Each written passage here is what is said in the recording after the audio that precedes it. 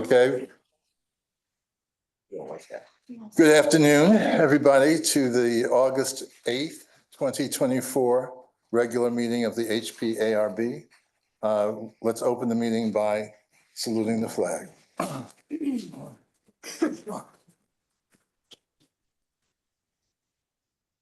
I pledge allegiance to the flag of the United States of America and to the republic for which it stands, one nation, under God, indivisible, with liberty and justice for all.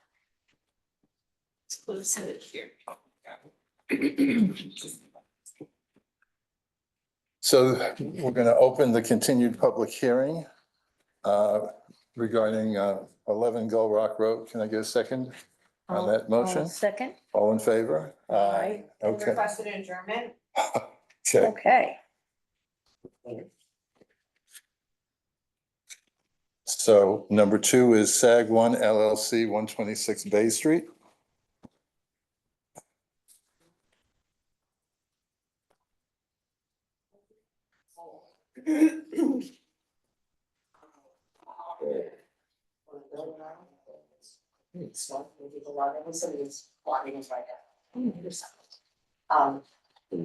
Put the plans up. The client is, client and architect should be lining 999, and I'll just go over the changes, based on his prior comments. He's resubmitted plans, and the following revisions were made in response to comments from the board. 1, the siding in the upper gable area. It's right, it's right on her forehead. Upper gable area. No, very tall.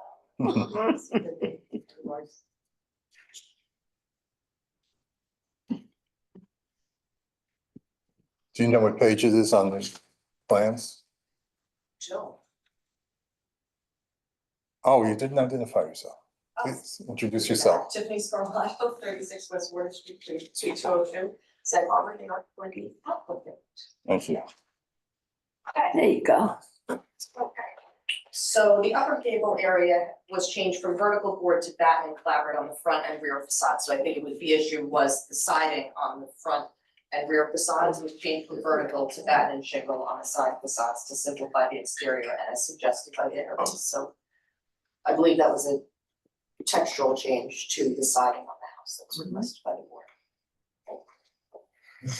Okay. And that should appear on all elevations of the building. The sliding doors on the front facade.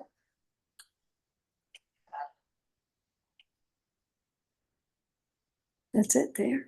The proposed sliding doors on the front facade going from the interior kitchen breakfast area to the front porch have been changed to a pair of swing-in French doors with a fixed French door panel on each side that provides space for the active center and leaves to lay against the inside when the doors are open as suggested by the ARB. And the glazing no longer goes all the way to the floor. A solid wood panel has been added to the lower portion of the door, leaving to reduce the glass and maintain a smaller upper zone of glass, and the divided light pattern has also been adjusted to simplify the grid and have it much more clear, match the proportion of the other doors and windows on the facade. And the upper windows on the front facade, if you're looking at those as well, at the second story have been adjusted to provide a double window at the right side to provide more balanced composition, to the 3 windows at the left side in response to comments by the ARB. And I believe those are what we're looking at right here. Yeah. Mhm. Yep.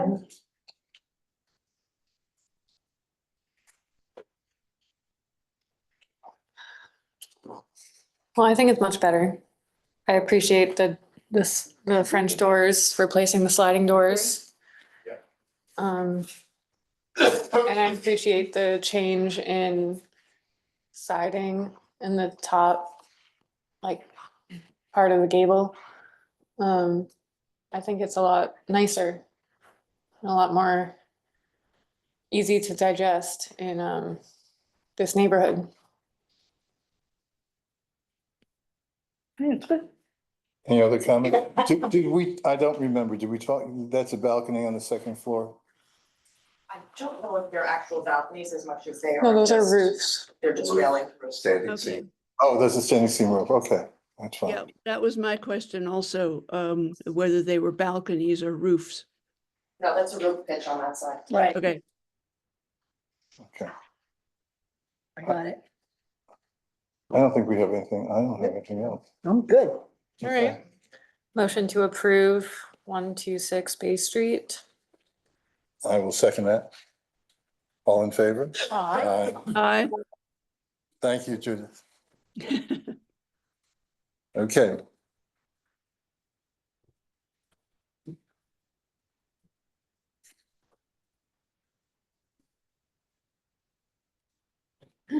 You gonna go first, Betty? You do it also.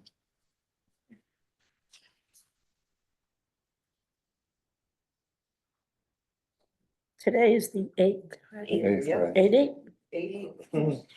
8/8? While we're doing the signing, can someone, who's representing 238 Main Street, you can come forward, please.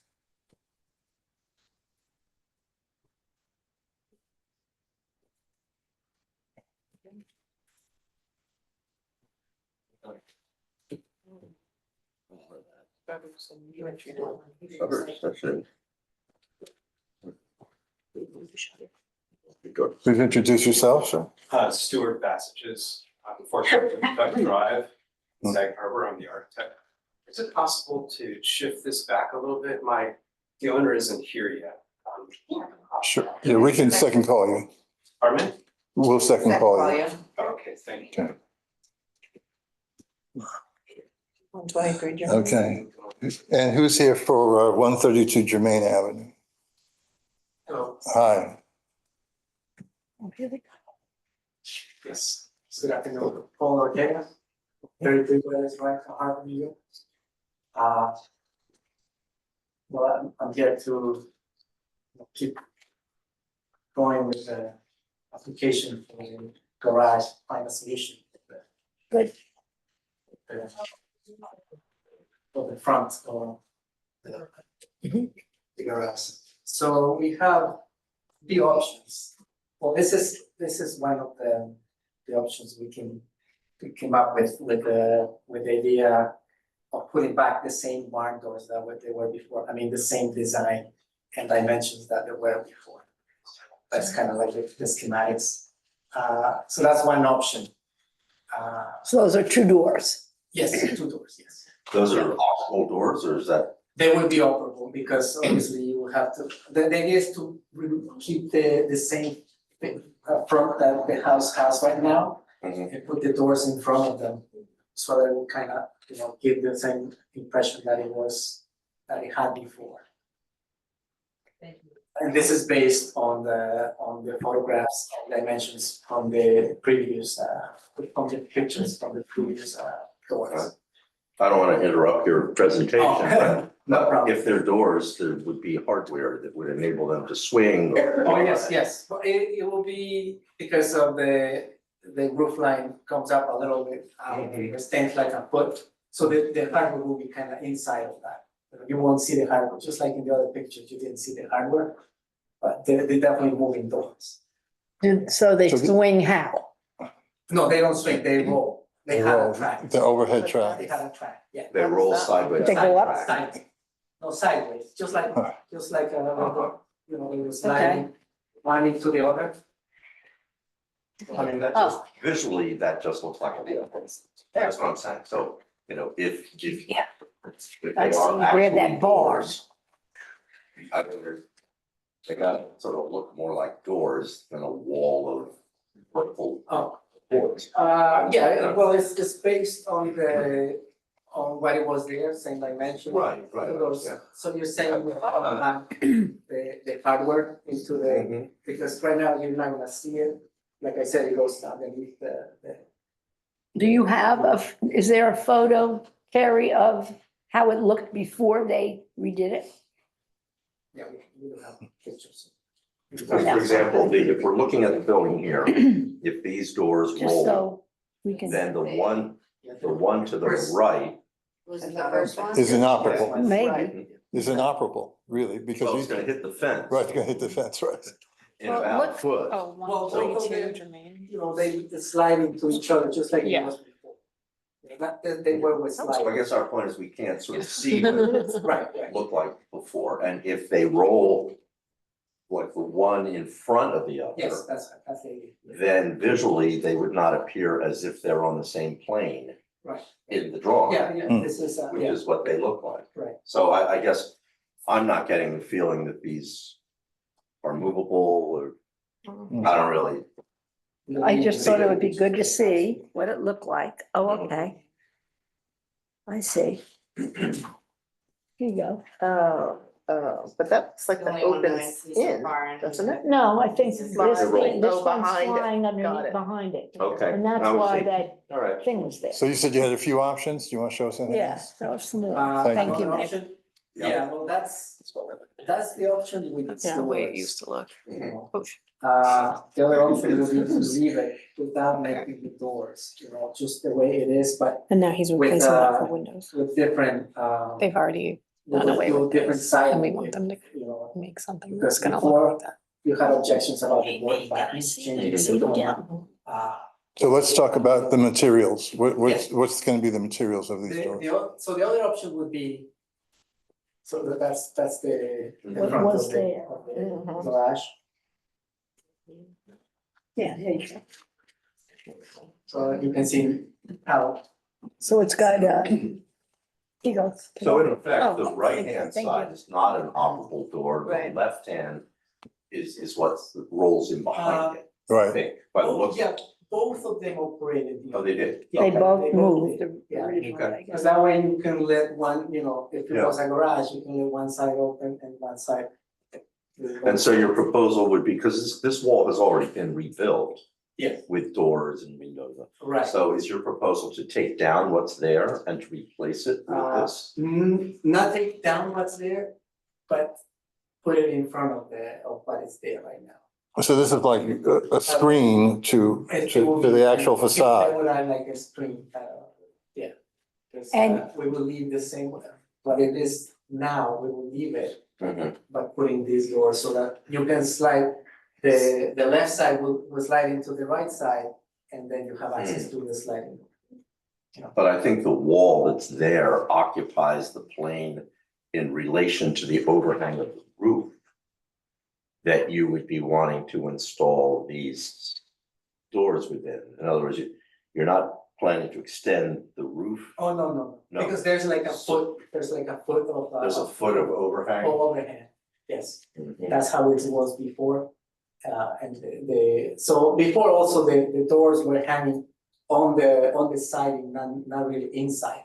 Because they couldn't operate otherwise if they were inside. So now, with that, what you just showed us, once you slide it open, you're going to see what? What is there right now? You're gonna see The slide. wall. is it all door, is it a big It's a wall? Is it door a? and some windows. Yes. Okay, I have a visualization here, of what it would look There, like without the that's doors. right, that's what. So it was. without There the you doors. go. All right, so then, This is so kind you're of gonna how put the it doors over that Over and this, then, yes. It'll go in That's front it. of that. Mhm. okay.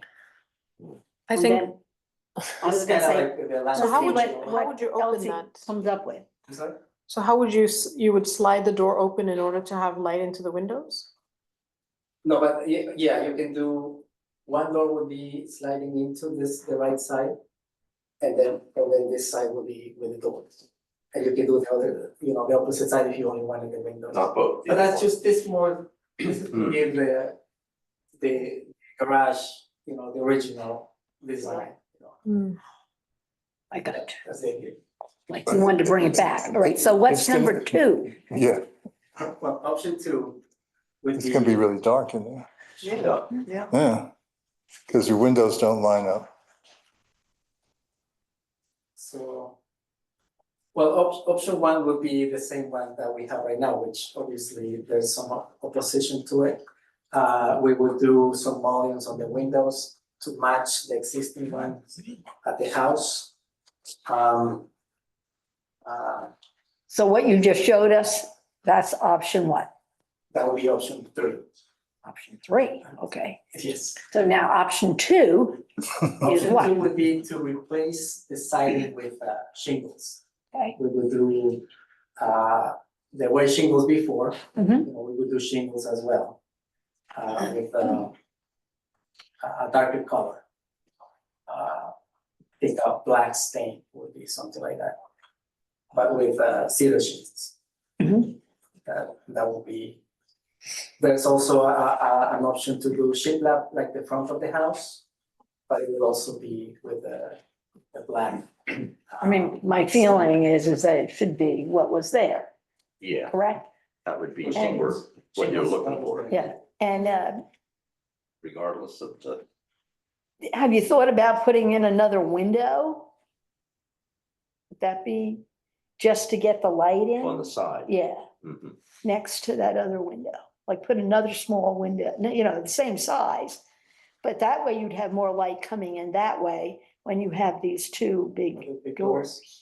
Yes, well, that's definitely an option, yeah. Yeah, I can propose that to the homeowner to put up. So. Very generous of you.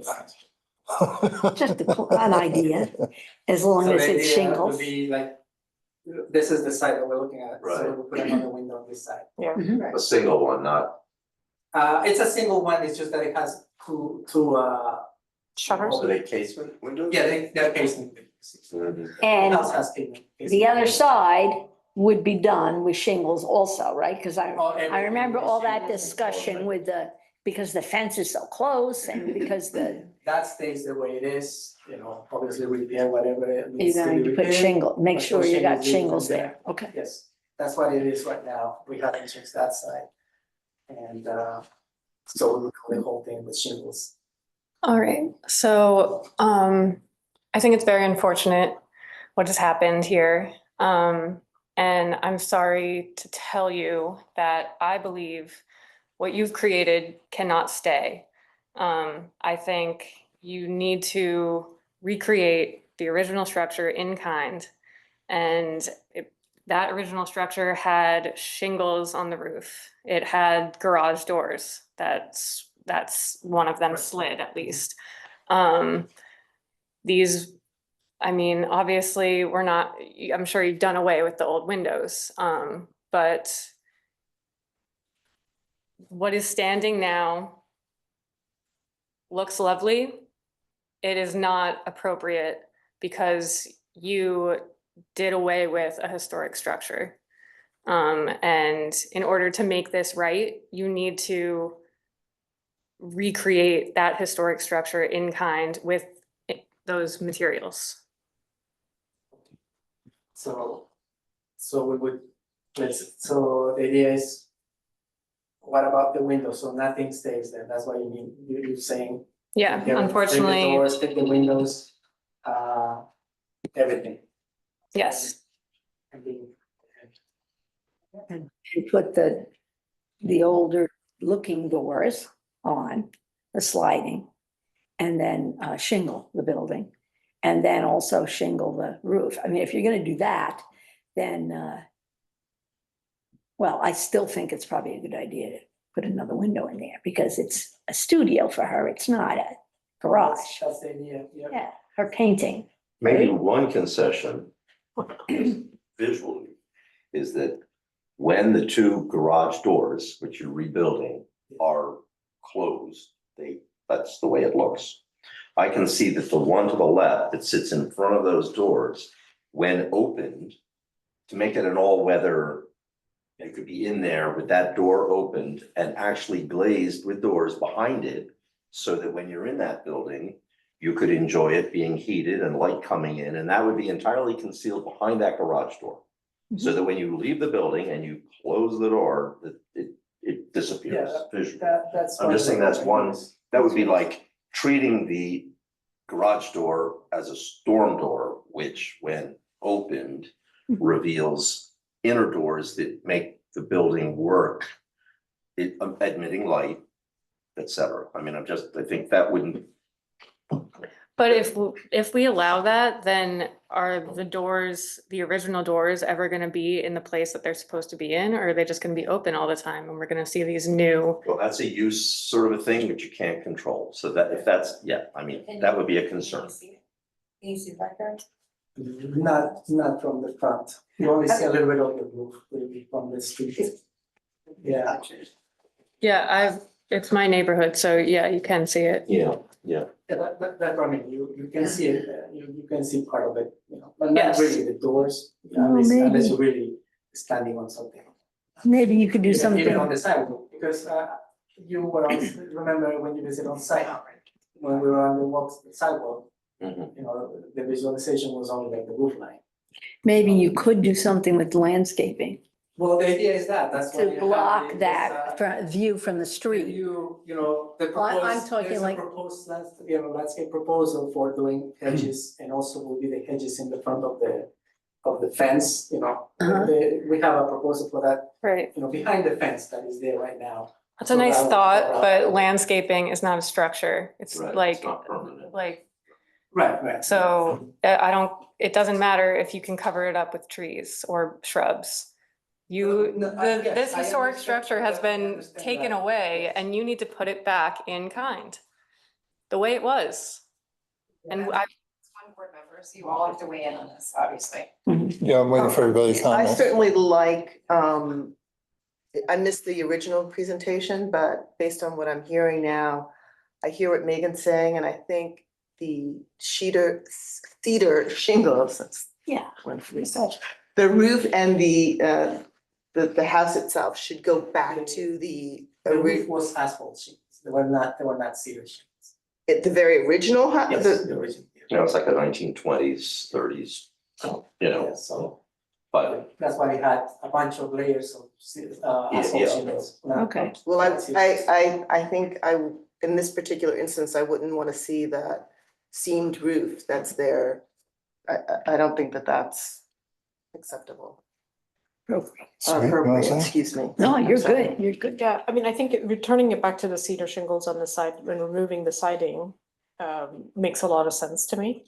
But retaining the door that you have right now, but hiding behind the original sliding door so that the exterior looks like it was before, to me would be a really good compromise. I agree. Because then you retain the functionality of modern living, but then the exterior continues to look like as close as we can to make it look what it was Yeah, before. the previous doors were hanging on On the the fascia of the house. Yep. So they were not inside the wall, they were also surface mounted. Mhm. Because obviously. on they a had- track, was it a track? Yes, it was a with track. wheels? Yeah, with wheels, yes. Yeah, With okay. wheels. Just like now you put a sliding doors, and it was surface mounted. Mhm. And also you have in the wall, in the actual wall, there was a beam in the middle. So if the doors were actually inside, they would not be functional, it would slap. So that's what I mean, they were first surface mounted, which that's the idea to put it now, surface mounted as well. Obviously, with the wall, before the wall was empty, just with the beam in the middle, with the post in the middle, holding the structure. And then nothing else, so now we will have doors and windows. And how much of the roof is visible from outside? Well, it's, let me see a picture of that, so that way you can have a better visualization, but I know. I don't have one like from the front, but like if you see from the front, you see this part of the roof, like all this. Not really It's a the standard house scene. itself. Yeah. Yeah. Yeah, you're welcome to take a look at it, on Okay. site, whenever you're around. Well- That's what it is right now. Go ahead now, sir. What? Well, I think that people have suggested an accommodation. I think to support sort of Megan's point is that, giving you these concessions could lead to people thinking that they can violate the tenants and the responsibility of owning a historical home and doing what they wanted to do without coming to us, without getting our feedback and improvising, right? So we don't want to start that. It's a small project. It's I have not visited the site, but I understand that it has limited visibility. I do believe, though, that the facade, which is really our focus, should look as much like original as possible. And I think that people have suggested a compromise here for you. So I'm saying that we need to include the roof in terms of being returned to its original, the siding being returned to its original, and the accommodation of the sliding overhead doors. That's my feeling. I agree. Okay. So I got shingles for the roof, and then the cedar shingles for the siding.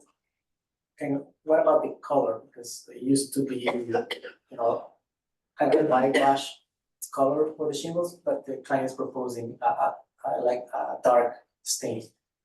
You know, Well, I think, I mean, you can tell me if I'm Mhm. incorrect, but I think he has to come back with this whole thing, what he's gonna I do. think The that's whole thing exactly- complete. Absolutely.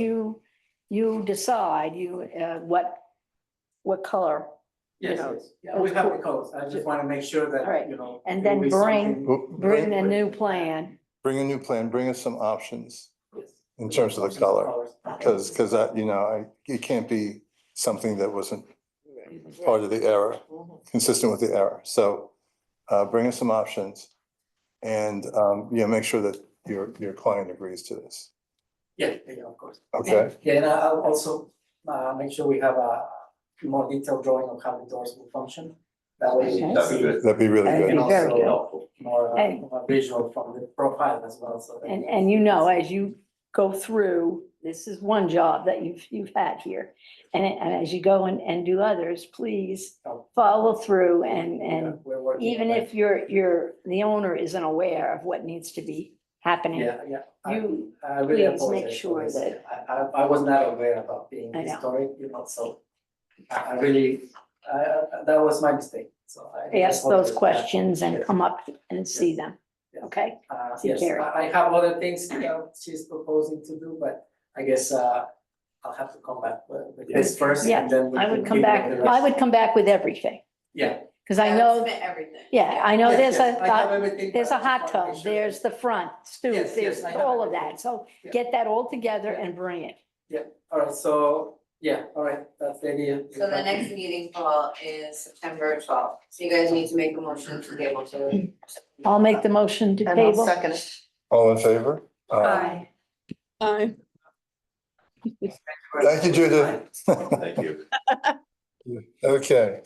So 338 Main Street, you can go back. Okay.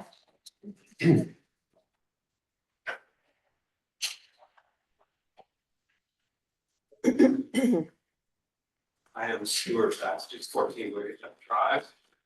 I'm the architect who represents the owner, Jordan Goddison. And Julie told us here, Stephen, he's the landscape architect.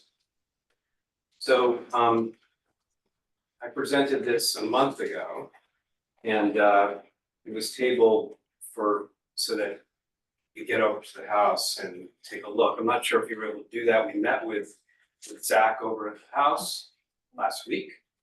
So there are two basic areas of proposed revisions that we're requesting: the exterior Oh, yeah. of the house and then the landscape, including the front gate and the driveway gate, the front pedestrian gate and the driveway gate. Since I was here, we made a couple of revisions to what we were requesting. So there were 5 parts to the exterior house. There's the addition of shutters. So any of those elevations would probably do. You can just go back, yeah, that's great. The addition of shutters, as you can see, which is back to the historic, I think it was on the original house. That's something that's a little bit debatable, Zach and I talked about that. The alteration or the revision of the railings on the porches, which are not original. And we're proposing a different design, actually, which is period, which is appropriate for the period, as discussed with Zach. It's different from what's there now. We're also proposing to repaint the house, essentially a white color, almost white, where the shutters do have a color to them, and we can go over those. We're requesting two different colors for the shutters so that we can see how they look in place. The fourth is proposing removing the front door, which is actually on the side of the buildings. You don't see it from the street, or it's hard to see from the street. And we can talk about that specifically. And the fifth is the changing the lighting that's there now, which is electric to gas and electrics, in the porch. So you would see that from the front, from the street, on the left side of the house, which is the entrance. I do have the revisions here. They kind of came late. We can talk about them here. I can also pass them out. I have half-size prints if you want to see. We can do both. Yeah, that'd be great.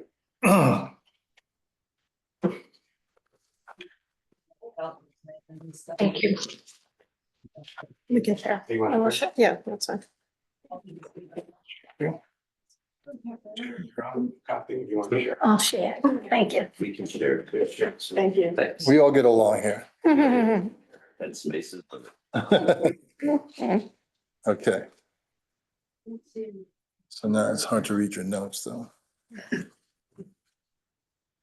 you want to ask specific questions about what we're proposing, or should I go through each piece? I think. I think we'd like you to go through each piece. Let's start with the shutters. It's obvious what we're proposing. The first level has structures attached to the house, so it's not really appropriate, we don't think, to have shutters there because they don't really work. So we're proposing shutters for all the upper windows and also on the first floor where it makes sense in terms of the design of the house, how close the windows are to each other.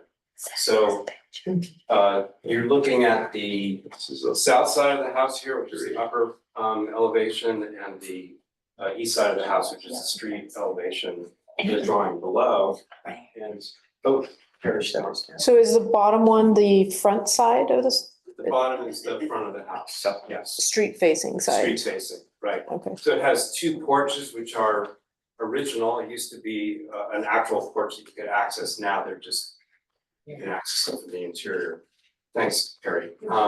So on the upper elevation is the north side of the house, and the lower elevation is the west side of the house. Neither of which is the street. You can see a little bit shutters on the north portion of the house, wrapping around the corner on the first floor. So the whole first floor on the north side and the west side, that fusion would have the shutters.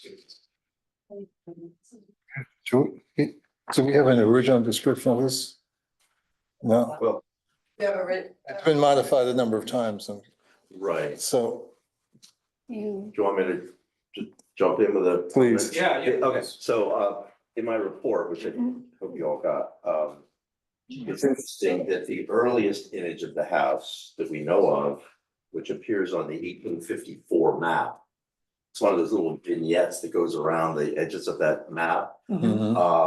So very close in date to when the house was renovated. It was originally a Greek Revival house, entirely reimagined in the early 1850s. And so by 1854, it is what you're seeing here. And there were no shutters. When it was When- first built. When it was first renovated, and yet that's very, you'd expect them to be there because that was very much a feature of the period. They were functional. You could open the windows and keep the shutters closed, and it was a functional thing. So it's rather kind of odd that you don't see them in that earliest image, Right. but later photographs show them. So at some point, probably in the 1870s or so, the shutters appear. So that's entirely appropriate. Personally, maintaining shutters is a part-time job. So, you have a Victorian house that's coming to you without shutters. So that's a personal choice. The way I would only make the suggestion that if you want to reintroduce the shutters, then I would suggest you do it according to the way in which the period images lead you And it's rather unusual that around, if we go to the front, that would be the drawing just up At the top. before that. Okay. Yeah, if you look at the bottom, which is That's the the bottom. front of the house, Mhm. that three-part window on the second story, has, in the early images, has round top shutters closing into each of the side narrow spaces.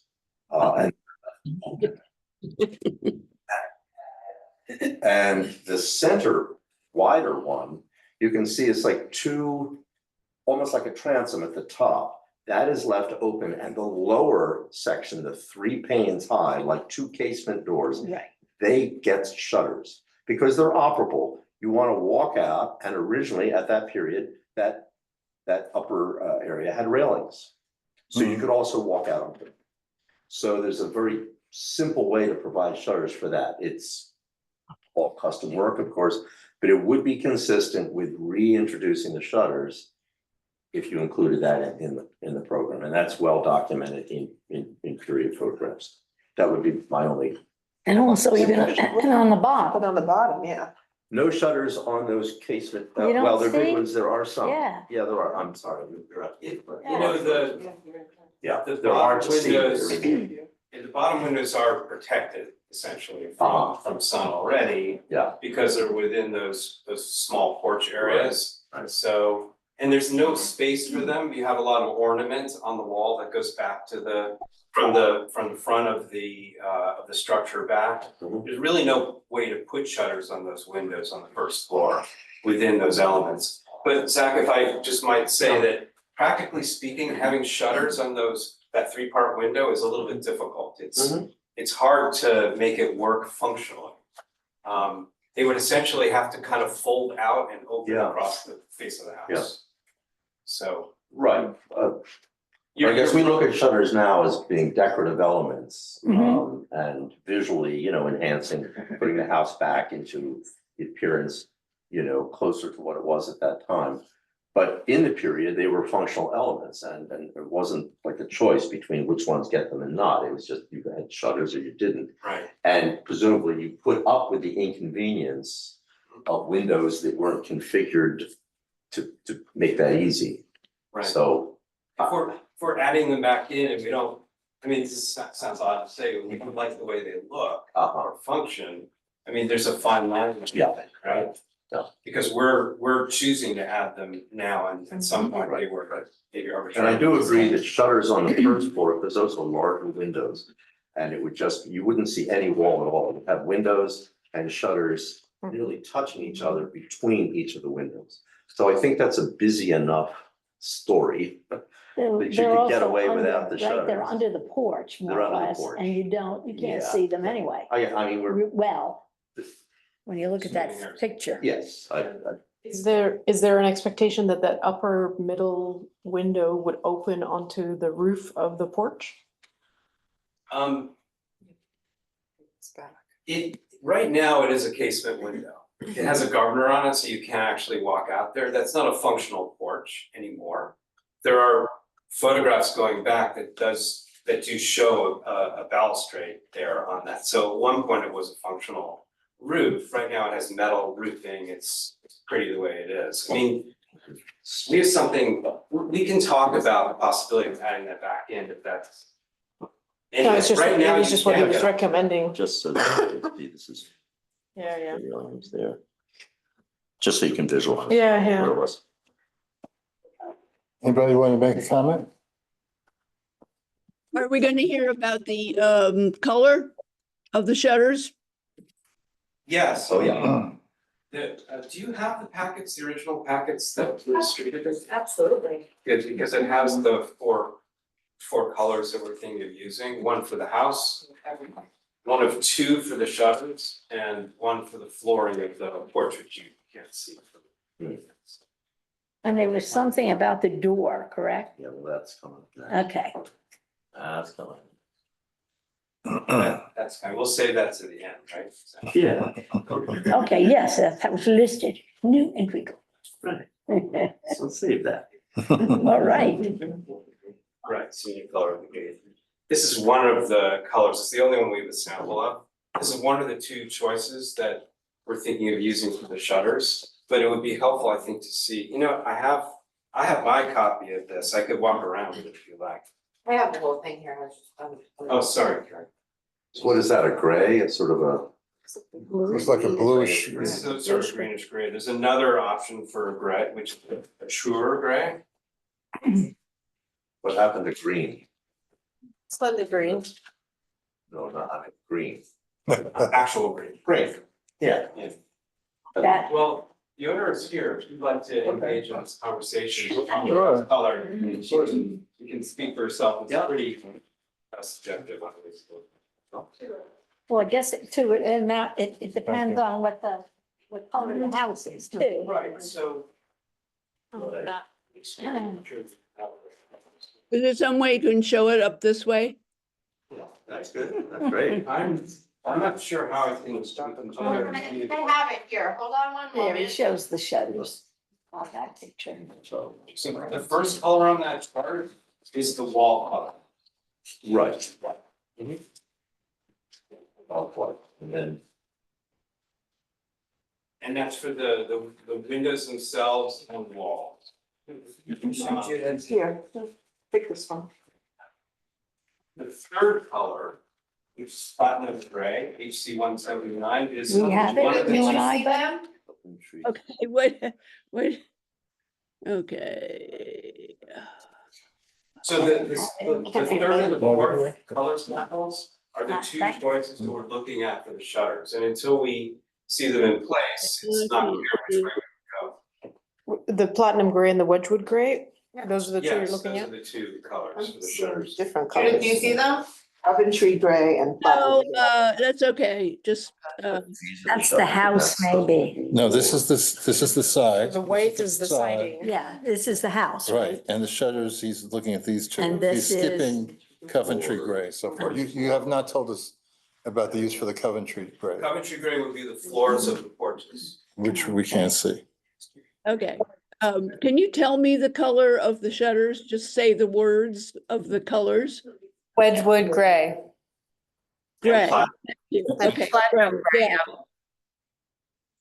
Yeah. White house gray shutters. Carrie's going Carrie's to gonna text you. text you the color. She's gonna Oh, text you. excellent. Thank you, thank you. I don't mind these colors. Huh? I kind of like Wedgwood gray. I think it's pretty. Whatever. Between Just those by the two. way, outside, when this color's outside, it really lightens up considerably. It's just, it looks very dark here, but it doesn't actually look that dark to me. and is that the Wedgwood? That's the Wedgwood. Just, So it's going to be the Wedgwood shutters on a white house, But correct? that's not really white, that's. an No, off-white. but it was called Cream, white. yeah. It's cream. It's the Or- yellow or- cream. Or the platinum gray shutters on a white. Okay.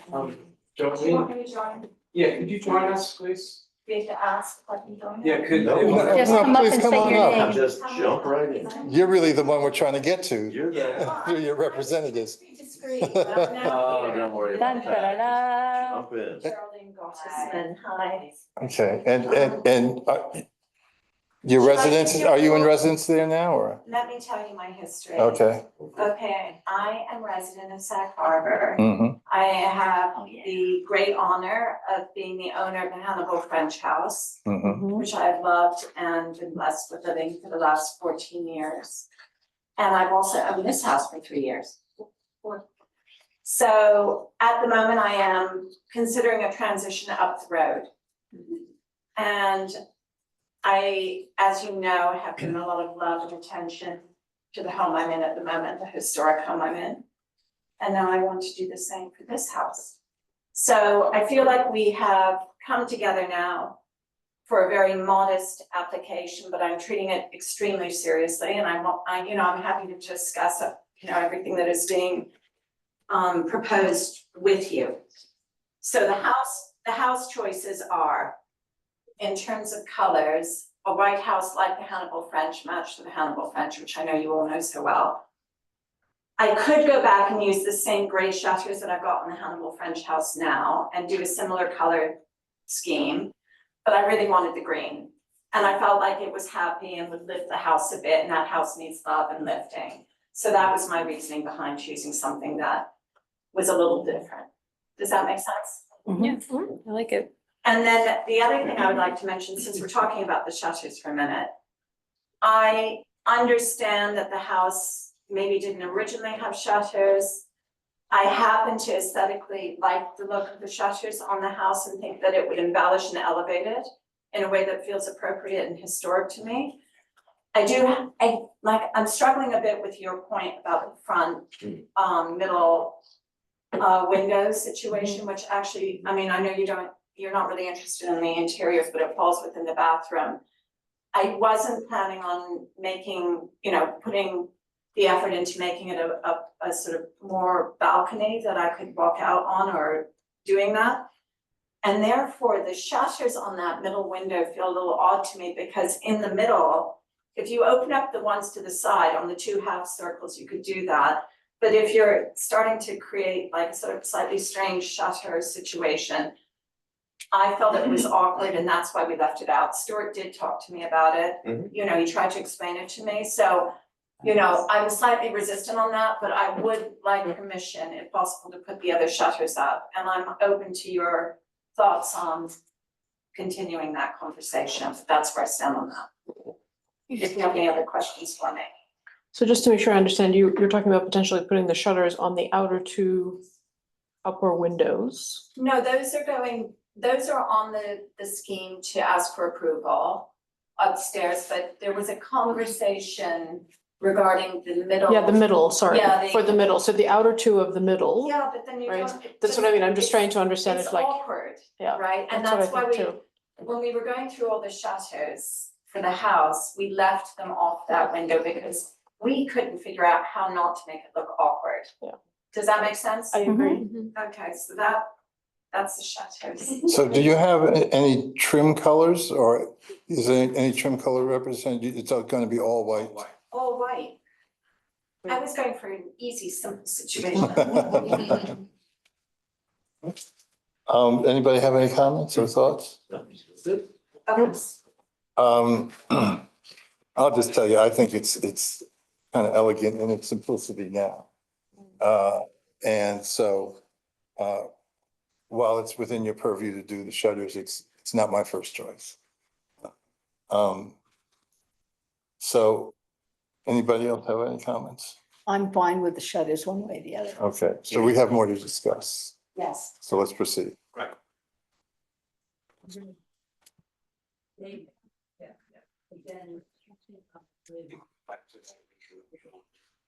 Like the updated one that you showed. The updated one. Let's talk about the railings. This is, I'm sure. Interesting subject. So if you go to the 3rd page of that window. Just. That, But the half one. 203? yes. Okay.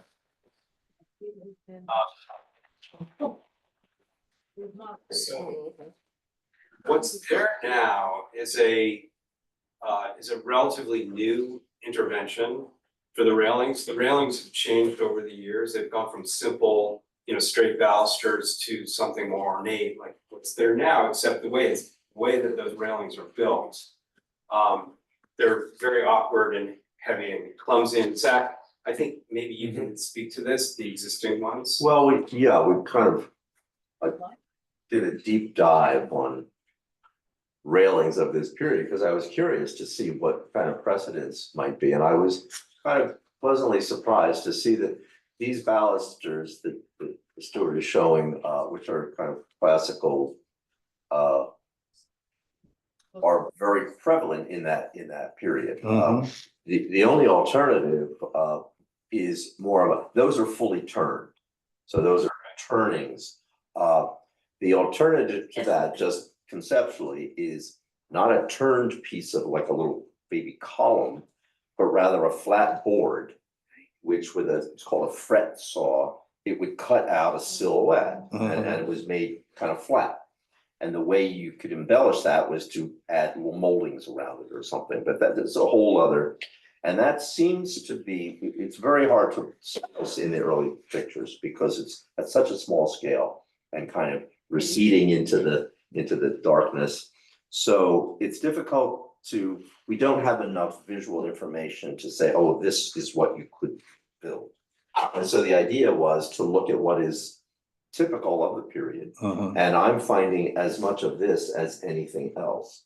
So my feeling was that given the fact that it would all be new, as is what's there now, there's no historical fabric being removed to replace, that either one that's appealing to client or the architect or designer would be fine. And either one would improve the visual appearance of the house and get closer to what was appropriate in the period. So I think it's your choice, and this, you're coming down on this one.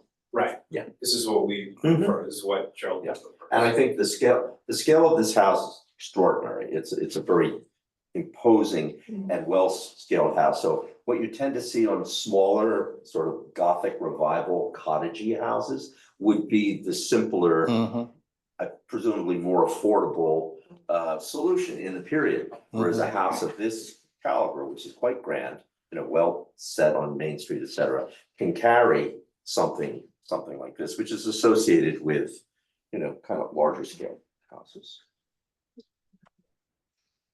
Does anyone have a comment? So we're doing away with the ones that are in the upper right corner Right there. and replacing with these drawings on the lower left, Yeah. correct? And for the Widow's Walk, those are the. I think you're leaving Those will remain. the upper, Okay. leaving them. And the elevations show these in the drawing, if you wanna see how it looks on the house. That's just a shot. That's how they Can like you it. see that? Yeah. Yeah, I actually think that that's appropriate. I think we can move on. Yeah. Seems fine. I'm sorry, Judith, I'm sorry. That's Did you all. want- I'm agreeing that it seems fine to change the railings. Okay. Okay. The Okay, doors. the second to last item is the lighting, which essentially is Yes. there already. It's not that elevated, and the ones that we're proposing were sort of 10 so 55, Yeah, we're this one. proposing gas lights, and Sterling has these on the Hannibal French house, and we're actually doing the same fixture, I find them very beautiful, and that's why you have. Williamsburg. And which one? We're seeing the French Quarter in Williamsburg? French Quarter. The Williamsburg, there are two sconces on the back of the house, so you wouldn't be able to Where did see they go? those, but there's an eating deck in the back, so they would flank that, but the French Quarter, that pendant fixture is, I think there are 3 or 4 of them, actually. But you can see them, so in the upper drawing, the entry patio has one in front of the door and one in between.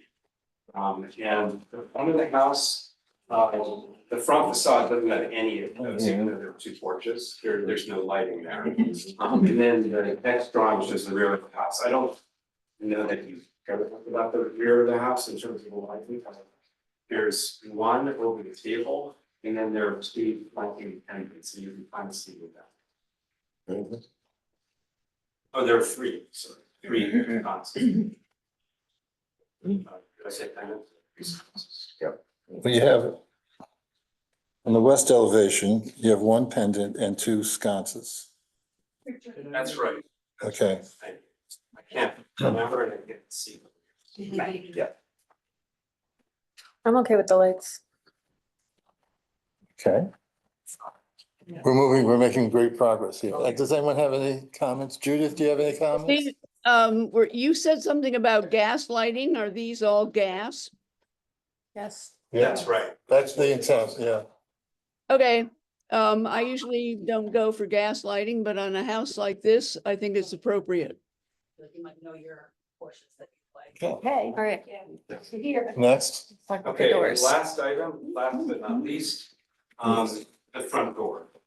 Which we consider the side door, but it's actually the front door of the house. And that's something you see. So it's Oh, so actually that's the front door? That's the front door. Sketch. So that's Yes. That's the front door.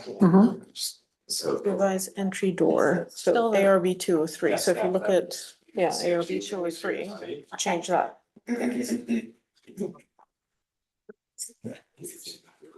Thank you. Oh, good. Thank you. Thank you. Okay, so.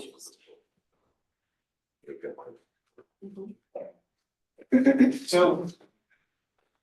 The difficult condition for us for the interior of the house is that the entry hall is very dark. It has very little light that comes in. The transom that's there now, which is glass, the glass is set back, the entire structure of the entry is deep. On the existing door. And the transom is up high within an enclosed area, and that area of the porch extends out, so it's dark, so very. No direct light comes in, of course, but very little natural light comes in. So what we're proposing is to remove the doors. Now, I know this is sensitive, it's an important house. What we're trying to do is stylistically keep within that same vocabulary of the forms. So we're proposing to use that same medallion, kind of stretched medallion form for glass, trimmed out, and then medallions below that. As more of it feels more of a storm door. I mean, it's kind of an in-between solution where it's light enough to be more like a storm door, but it's neat enough and formal enough to be a front door.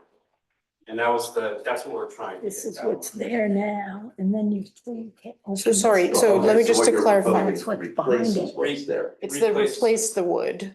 Right. Because are those storm doors already in front of that? Yes. Once you open the Yeah, door, right, once you right. open this, Yeah, This there are is what's storm there. doors. There are kind of storm on the outside, which would be swing retained. out. He Wood, hasn't mentioned, yeah, but this is a proposal to replace the wooden doors, actual, doors which swing in. which swing in, right? And those are with the wooden doors. Yes. And so are you intending to retain the storm doors that are on the outside? No, those would get removed. yeah, Those would be yeah. removed, okay. Do you want to explain the placement and what we were gonna do with it? Yeah. Because it's a little unclear, because there were a lot of conversations. Do you mind if I jump in? No, I want you to explain it because I Okay. think you can describe why you Okay. didn't do it. So we have a light issue which we've expressed going into that hallway. And at the moment, I have a pair of front doors which are partly glazed, which brings light into my hallway. And so the idea was to sort of replicate that. When we had our meeting at the house, there was concern expressed because the original doors, whilst maybe not the most gorgeous doors, might be of historic importance to the house. And I'm trying to be sensitive about this, but at the same time also, live in my home the way I want to live in my home as well. And so when we had conversations at the house in the meeting, it was suggested that possibly a way to compromise that would make everyone happy on this would be for us to keep the original set of doors, because if you look, there's like the original set of doors slightly set back, and then there are these ugly storm doors in front. So the original set of doors would be kept, but opened to the inside of the house. Where the storm doors are, and please, interrupt if I'm saying this wrong. Oh, I see. Where the storm doors are, these new doors would be with a glazed situation that I would get more light into my hallway. The transom at the top would be moved forward to align with these doors. Mhm. And that was a design and a situation that we felt might be a compromise that would be acceptable to the board. And so where are you at with that We're idea? presenting you the design to see if we're going the right way about this and how you feel about everything post our conversation. So these new doors would swing out, the old doors would swing in and remain in the open position in the house and retain. So they would be retained, and then I would still have a nice sturdy glazed front door. Hopefully everyone would be happy. Mhm. Well, what you have hanging there now, and I think we pointed this out, it's very typical in a house of, you know, this scale, et cetera, that that the doorway is constructed from the start to accommodate the actual front doors, which swing inward. And then there's a rabbet, which is the little recess where the door hangs.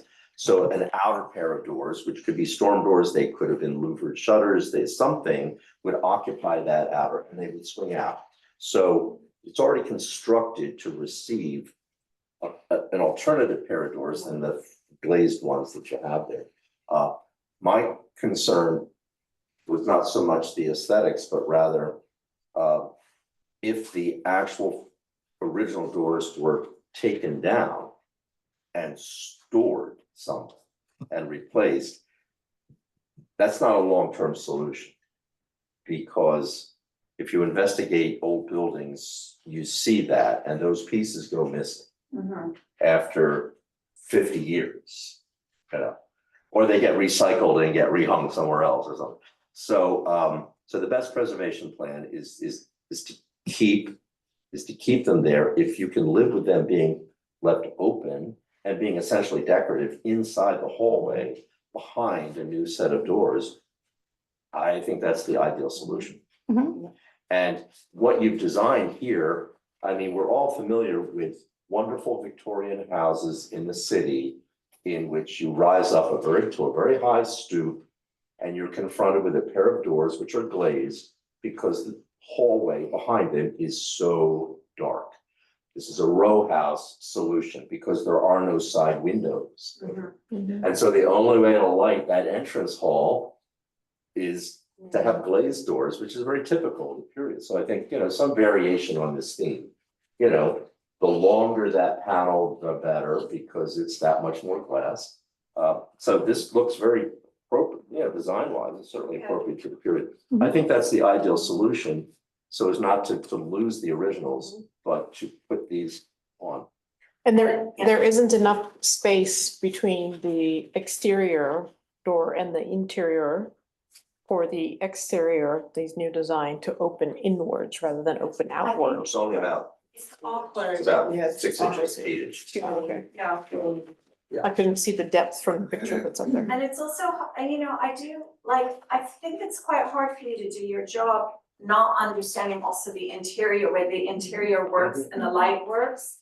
And I just also want to speak about that, just nod to it for a second, because there's a long hallway that comes off of this front door that's on the side, right?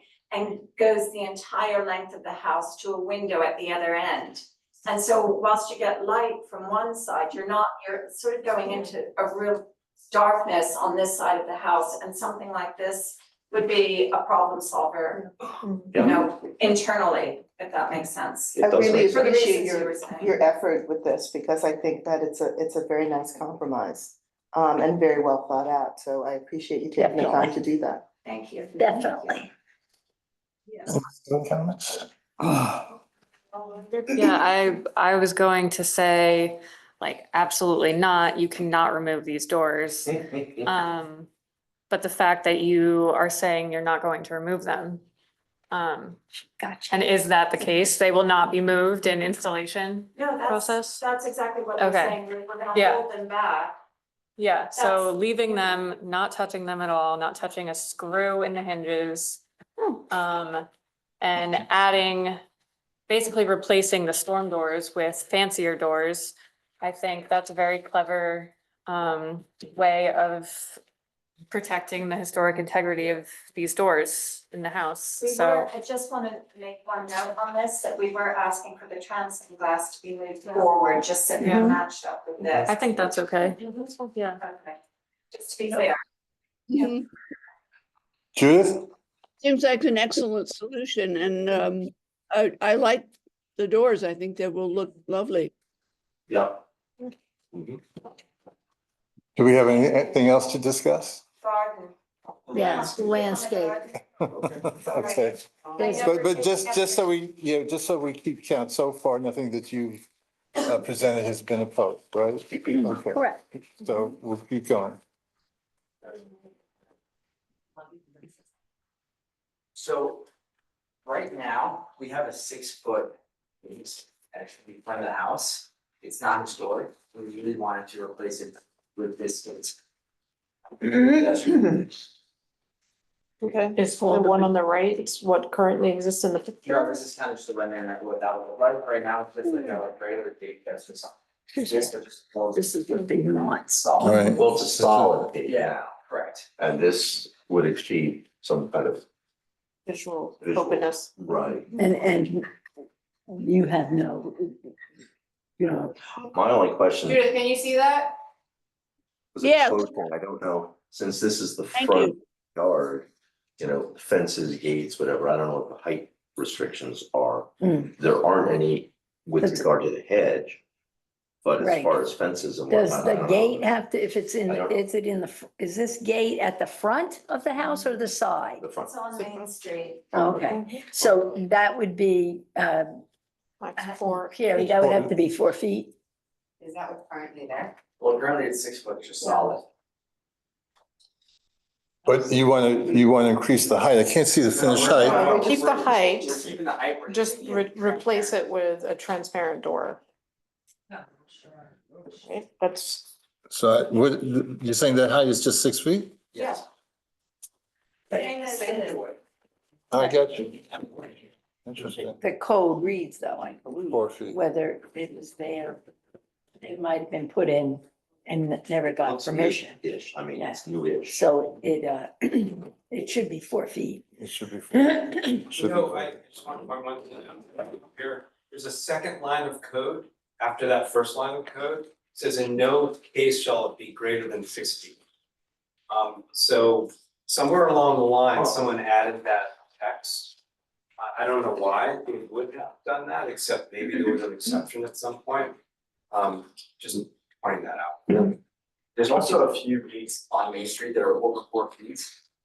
And Jeremy Montash had a CO for it, so it was legal at one point, right? It's legal. Okay, he's got the CO is, Well, we're not saying that the law and the construction of the house are, you know, were issued at the same time, right? So a lot of these things were grandfathered in. That's not the mystery here. So let me ask my board members to, Liz. Zach, do you have any Liz opinion left? on this? Is Liz around? Not a gate, Okay, I mean, I think Can't- it's more of a garden. More of the garden compartment. We have a question, Liz, about, would you want to repeat what you just told us about the code? What is So the, this what is is currently It's there. existing? Yeah. And So. And it's over 4.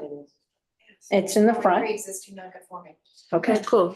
I mean, we can look at it when it was installed. There's your magic words. You know, I would just hold the vision and look at what else is. So the fact that I have already street there is probably is big. Okay. Okay, but that's what you're proposing? Yeah, and it's, we've made it sort of, Transparent. yeah, to be able to look through it, so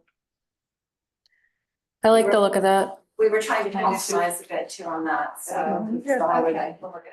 Very Thank pretty. you. anybody want to make a And comment? what again? color are the gates Oh, and the? that's, thank you for I bringing don't that know. up, because I don't I have a question about that. In the drawings, it's in the green, which is actually called Coventry Gray, right? Mhm. Yeah. Or Wedgewood Gray. I was wanting to do it in that color. I don't know what the codes are about that, or whether that has to be in white. I can, you know, I that, don't think it does. No. I would like to do it in the green as well, No. and I think that's fine. is that okay? And it matches the Yeah, shutters. matches the is what And you're then it saying. matches the shutters and it will match the drive gate as well, so. Okay. Okay. Okay, And then then your other, yes, so then you have the driveway gate. And that's the last thing for us to talk about. And that's not tall, right? When you will. so we're gonna be at least 6 feet. Just can't read these numbers. I think that says 5 feet. These are there. Says no case There's a shall be new greater gate, than it's a matching driveway gate. Can you give us the dimensions? I can't read them here. Yeah. 7'4". So that's a 6 foot With- first So, Okay, so 7 foot. 7, And we got rid of the brick. Got rid of the brick. Thank you. and that's in the front Yeah, but also. it's set back 48 feet. so those are open, Slats. yeah, because what's there now, which is often been there for a number of years, is solid. Solid, yeah. And it's the same height. And do the columns exist on either side with brick today? But they're small, Thank they're Like like that, that. Not What, are they wood columns today? They're wood columns and you're proposing to switch to brick? Oh, this is from last time, So I this guess? is, Okay. okay. Yeah, they're so small. And that color is going to be the same Yes, as the other gate? yes, and it's also trying to be in the same style of the case, so it's Mhm. it's uniformity. And that's gonna be right up against the sidewalk? No, it's 48 set back. 48 feet Oh, back. okay. Yeah, that's fine. Go for it. Go for it. Yes. That's everything on our list. Cool. Okay, does anyone want to make a motion and comment? I'll make the motion. Okay. I would approve, yeah. Please. Good set, yes. Yeah, I'll Okay. second. All in favor? Aye. Aye, I did. aye.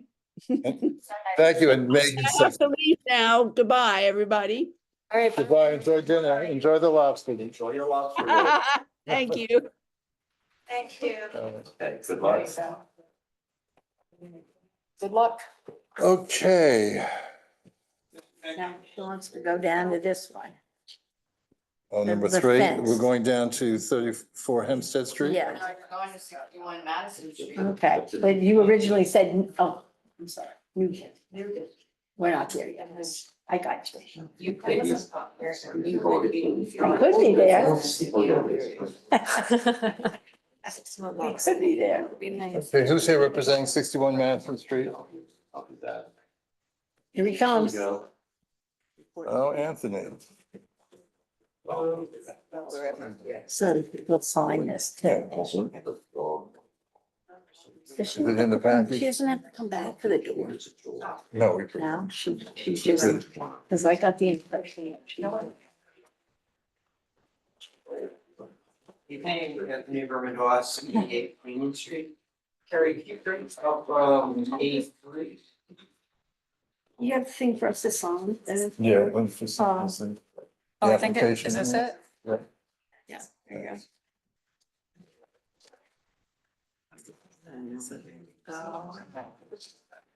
Those are the prior ones.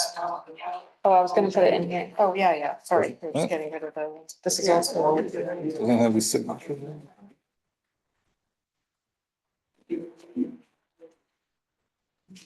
It's the right address. Oh, yes. Joe, Dean. Sorry, Anthony. 83. No, There we go. do that. How's that? Okay, so at the last hearing where we discussed this, we were both really focusing on the side entrance, which is the proposed side entrance, which is facing towards Union Street. And we had originally proposed a pair of steel doors matching the sort of modern looking addition we're doing to the roof rear. And it was the suggestion of this board to make that one section to be a little bit more traditional looking, keeping of the original front part of the house. So that's exactly what we did. What we have here is, for the door itself, we did a little variation on the existing front door. So the existing front door is three solid panels and then a glass panel above. For this door, we're proposing two solid panels below and a slightly bigger glass panel above. And then next to it, there's actually on the existing house, there is this sort of one sort of quirky little window. You can see it in the photograph. Which is the only window in the house that has a divided light cut. It's a square window with 4 lights. You can actually see it on the side elevation here. It's sort of like stuck in there. So we thought it might be fun to just have that window or replica of that window next to the door we're doing. And that's really it. That's it. Nice. Thank you. Looks good. Thanks. Oh, Judith is gone. Any comments? I appreciate the change of the door. Yeah, we're happy with it. So thank you for the suggestions. I'll make a motion that we accept it. Great, I'll second. 61 Madison. 61 Madison, all in favor? Aye. Aye. Okay. Right? Yep. Taya, do you have, Don't slow us down when we have Don't momentum, slow us please. down here. Okay. So, you have another presentation? Yeah. 48. 48 Okay. Union? 48. All right. Carrie, we have the 238 Main here. I have the 238 Main folder, but I don't have the signature. We don't have the signature page here. I can.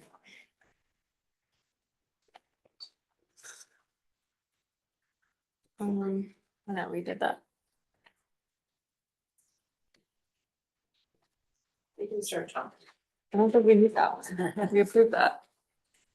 This is the one we just did. This is the Madison one we just did. Oh, Right, right, right. Thank you. Yes. I know. Oh, I don't, I don't.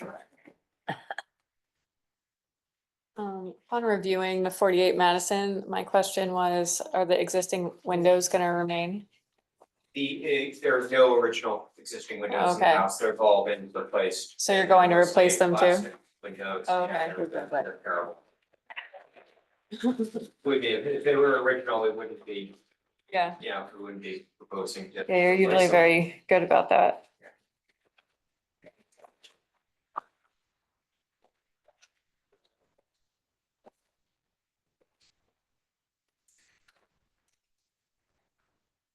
So what is different about 48? Okay, I wasn't sure if I could get Yeah, go started ahead. yet, but, so the changes that we've made here, are to the two side elevations, the long east and west elevations based on the feedback Oh, there. this is the- And what we did was, just taking some suggestions that we had at the last meeting to really kind of try to especially break up that, east elevation. So instead of the vertical, boards with no break and the long dormer, what we did was and these were all suggestions that came up at the last meeting, we switched to shingle siding for that area.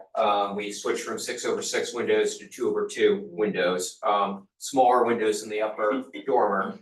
I did shorten the dormer a little bit by a couple of feet, but the other kind of big change that we did here was, I created before there was just a flush, fascia for the main roof. Here I'd actually created a little overhang here, a little 12 inch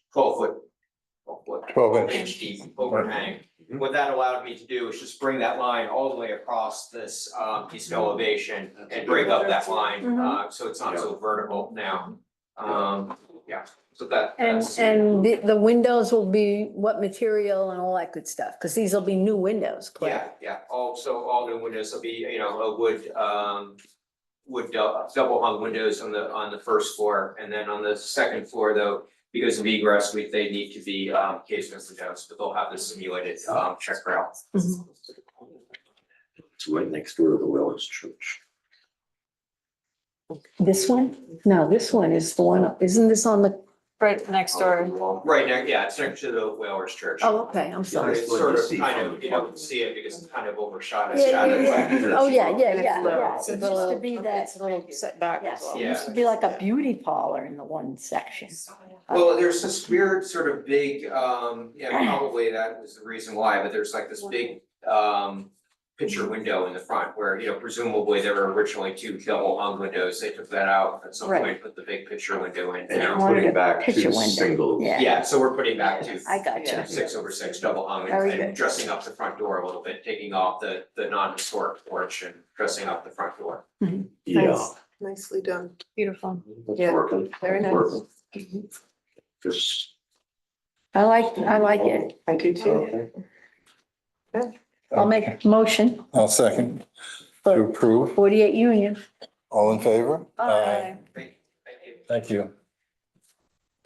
Now, are we at consent agendas or do we have it? Right. 51 Lighthouse Lane. Good luck. Good luck. Okay, Not here, 51 Lighthouse. Cause If you it's want my house, I consent. can send you Consent. that. Oh, I'm sorry. I gotcha. All right. All right, so So the work was already done. You guys are aware? This is I saw it. No, 51 it Lighthouse doesn't. Lane. It's It's, new siding, roof It's all fence, black, this is the all egress black? window Yeah. well. it is, Consent agenda, you just have to approve it. Yep, yeah. okay, I'll make the motion. Have to. Anybody want a second? I mean, It's already done, yeah, and we've cut. I wrote, I guess it's okay. Yeah. All right. Well, I'll second it, 'cause it seems like we're at a standstill here. Make the motion? I did. Destiny. Bethany? All in favor? All right. Okay. New business. All right, I'm gonna, Open I'd the. like to make a motion to open new business public hearing. Get a second, please? I'll second. Okay.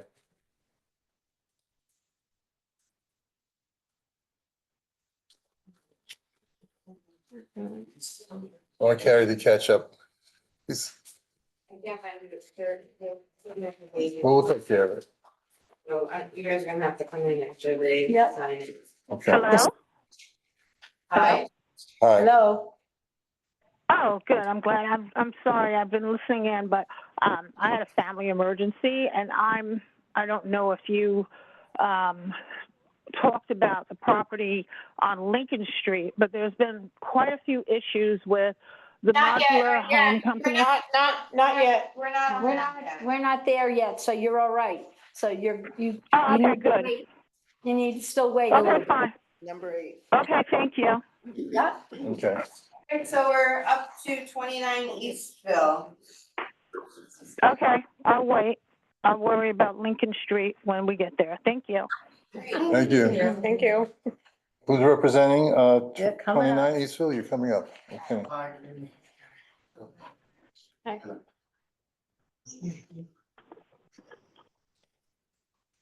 Okay. Please identify yourself. Last name is Vanderwacht, I'm the agent, and this is Martin Jeffrey. Hello. Okay. I'm on my phone. We haven't gotten there yet. I'll put them on mute. Sorry, can you put yourself on mute, please? Got it. All right. Tell us about your house. Mr. Pepper wants to do some renovations to the house. The first of all, this bunch of interior stuff, kitchens. The house is basically empty at the moment. He wants to add a new kitchen on the first floor, with 3 bathrooms on the first floor. All the floors needs to be just redone, resanded, finished. Inside painted. We also want to replace all the windows if you can, but both windows are. old and not good. Can we have the folder or whatever? We're not seeing it. Okay, now it's up. You want it, This is fine. or do you want it on? This is good. I'm sorry, I didn't see it up here. I was still looking for that other paper for you. It's this Okay. kind of stuff. Yeah. So all windows we want to replace. The east side on the second floor is very limited in the space. I know there are dormers, small doghouse dormers on the inside. But we want to replace it with new shed dormers to create more space on the second floor. On the outside, we want to replace shingles where they are, just damaged. Perimeter fence is quite old and damaged, so we want to replace the perimeter fence. Oh, yeah.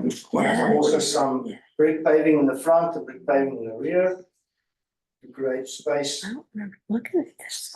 I came in. And just general landscaping. All right. So you're aware it's in the historic district, correct? Correct. Okay. Did you, are you aware of what the National Register has a record of the house being? That again? Did you read the National Register's blurb about this property? No. Okay, I'm gonna read it to you. Two-story, 4-bay frame residence with 6/6 light wooden sash windows, shingle wall cladding, stone and concrete foundation, and a side gabled roof. This eclectic house has a Greek revival type doorway with pilasters and later Victorian details, including a pedimented entrance hood with a rectangular brackets.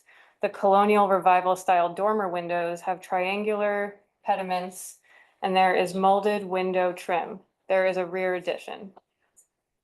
So with that in mind, I don't believe doing away with the dormers is acceptable. I don't believe that doing away with the windows is acceptable. We just want to replace them. Right, How, I just want to add, the house has been abandoned. I had a house, I own part of a house across the street, 36th Street. yeah, And I've been looking at so many people, they used to have many people living, like many houses, I've many had- families, yeah, I know. you know, Yeah, I'm aware. Yeah, Yeah. people have lived in that house. yeah. It's a historic house and, No, that's okay, I understand. yeah, Yeah. Meg, what do you think if it was built in 1850? I don't think I think that you need to do a site visit. I agree. Yeah. Zach, hear from Zach, Oh, and yeah. Zach will. Is have that you left? for the family emergency. Yeah, I think so too. Okay. Yeah, I think that we need to make a visit, site visit. Can we just, before we do that, I'm sorry, just so that I'm clear. You wanted, just to make sure I understand the proposal that you wanted to do. So it's to remove the dormer windows on the top, raise the ceiling, add a whole nother floor? Is that the way I think about it, or? The roof line. And he wants to that take was them away, set up, basically which is we're gonna fine. keep that But he line. wants to. Just get rid of the doghouse The longer doors one, and and just put expand shit it. over in, because the I space see. upstairs is very. This gives you no space. Right. I see. Right, I got you. I got you. Or ceiling height, doing that in the back and not in the front, just to get rid of, but. I think we have to see it. Yeah, I think, I agree. I think we have to see. Plus, I have some notes here that there's a lot that needs to be added to complete the application. I don't know if he has that totally done or not, that guy. Sometimes he makes his list and. All right, well, apparently so. So I think we'd like to reschedule this for the next meeting. And we're gonna see if we can have Zach visit the property along with us. It's unfortunately that he had to leave, but if you don't mind, we'd like to postpone this till next meeting, All right. okay? You make a motion to table? I move that we postpone this until the next meeting, when we can, After a site visit. After So site I'll visit. second that motion to table okay, the 29 Eastville Avenue. thank you. Yeah. All in favor? All right. Aye. Thank you. Hey, you guys, I have to leave. Fortunately, Okay. I have a work event that I missed the last one because of these meetings and I No problem. can't miss this one. Thank you for Right. coming. Yeah, thank you for coming. This is, what do we have next? 11 Meadow Lark. This one we approved, right? No, this one, That's this one, right? yeah. Bye. Bye.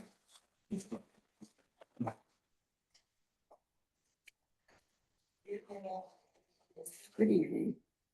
My name is Augusta Folks. I'm here with my architect, Brian Webster. Sorry, my husband moved in here today, but it's gonna be 59, exactly 1 month. He's in a wheelchair, and because of the weather, I can't better. I'd like to preface the presentation by pointing out a project that we completed probably a year ago. 32 Glover Street, which Steve, I believe you on the board when we did that with Val Florio, architect. Mhm. And I think that is probably a prime example of the kind of work that we do. And we have received great accolades. Some people use this work that we've done. Having said that, I'd also like to present, excuse me, everything on the stairs. 11 Meadow Park. First and foremost, I'd like to point out, we have a double lot. And having said that, Val did call me, advising me that I'm allowed to have this new structure, accessory structure, to be able to accommodate an affordable housing unit, which I think we're all trying to achieve. So with some more affordable houses, we can have some teachers, and firemen, and everything, and trust case right on that corner. The house that we're proposing is a contemporary farmhouse. I believe the house keeps in mind all the traditional books stemming from its Stag Harbor roots, and with a little contemporary flair to keep up to date with the new generation. I think I've said quite enough, and I'd like to introduce my architect, Brian Lasser, who will do the presentation of his new, hopefully, house. Thank you. Good evening. Good evening. My name is Brian Glasser. My office is at 801 Motor Parkway in Hop Hop, New York. Gusty kind of went through, Gusty and Jack, folks are my client. And just to kind of get started with the current site, the site is located on the east side of Meadowlark Lane. And it's roughly 140 feet south of Long Island Avenue. It's a current structure that's on the site. It's like a Cape Cod style home, which was built in 1994. We didn't find any historical value to it, and we will be demolishing that house and replacing it with the proposed. So as Gusty mentioned, we went with a farmhouse style. The current design has just a few points that kind of tie into a farmhouse style. We have a steeper roof pitch, which is like a 12-on-12 roof pitch. Covered front porches, covered rear porches to break down the massing of a 2-story structure. We also have salt box forms, which also helps bring down instead of it going up 2 full stories, it goes down to the single story plate. That helps bring down the massing. I don't know if do you have the renderings on? I have the renderings here. No, I think the renderings are good. There you go. It shows color and texture. That's what you look for. Yeah, perfect. So, I worked through this with the village, and the current code. This all conforms to the lot coverage and GFA requirements that the village requests of us. Going from the roof down with materials, we're starting off with a roof material that's a tapered sawn red cedar roof, which would be left natural. Gutters and leaders would be a lead coated copper half round gutter and a round leader. Siding is a perfection red cedar as well, which would be left natural. Chimneys, if you want to go to the other rendering on the back, you'll see look at that. Oh, sorry. Which one? That one. So you'll see the chimneys in the back, which are for the great room and the covered porch, which is gonna be a field stone, which is a square rectangular pattern. And the flashings around the roof line would be a lead coated copper as well to match the gutters and leaders. The windows that we're proposing are gonna be a modern ultimate, which is an aluminum clad. And it's a casement profile with, if you can see here, there's like 3 panes of glass, so it's just not one big panel. It's broken up a little bit, and the color that we're going on with that is it's called a Cascade Gray, which is not black too dark. It's a little more. It's a softer look that I think blends in when the cedar naturally weathers. The trim around the fascias and windows are going to be a PVC product, so we don't have to worry about it rotting, which would match the color of the windows as it off. So gray. Columns are going to be cedar, left natural, which you can see on the front. and the rear here. This rendering. Patios are gonna be a bluestone product. And any exposed foundation around the patios and entries would be a similar fieldstone to the chimneys. If you go back to the front elevation, you'll see there's a section because the grade drops off, and that's why we weren't at the orientation of the house. You'll see here that the grade naturally goes off because of the two lots. It goes off, so you would have a little bit of exposed foundation here, which we're gonna put a fieldstone around that area as well. Going back to the rear, we do have a few handrails for the egress window well at the, right there between like the porch and this, that salt box shape, there's handrails there. And on the deck above, which is gonna be a cedar, a natural cedar product as well with a top rail and stainless steel cables. And lastly is the wall sconces, which we want with gooseneck, dark sky compliant, which I provided a cut sheet on, which you'll see over the garage doors and this rear side entry here from the pool side. On the front porch, they're just gonna be recessed and recessed lighting, same with the covered porch would just be a recessed light. That's pretty much, I also, it's not in my presentation that was submitted, but I provided just kind of like a landscape plan. Not a landscape plan, but more of a diagram. We did submit a landscape plan where we're doing new plantings. Just so you can kind of see where the current homes are located and the natural vegetation that's around the perimeter, but we have a landscape plan which is a little bit more elaborate than what is currently being shown here. This is more for just the house and how to drive it. Brian, do you have a picture of the, Yeah, the pool, if you wanna go, it's not pool house, but the accessory structure. I love that. Yeah, so this is a little guest house or for like affordable housing. So there's a little living area with a tiny kitchenette and a bedroom in the back, which also is conformed. It's off to the north. And there's seclusion. If someone were to park, they would go straight down the driveway and that's where you would be, they would have their own little entrance. How big is the main house? The main house, so I have the square footages, so the first floor is around 1,800 square feet, and the second floor is 1,500. Totaling around 3,307, it is 3,375. So it's over. Yeah, And this is a public hearing for that, yes. Right. For that reason. yeah. In that, like I said, it conforms. One thing we had to work on was the lot coverage. With your village, there's some restrictions with patios and stuff like that, so you'll see that that also conforms as well, which we have the survey which updated. It shows all those.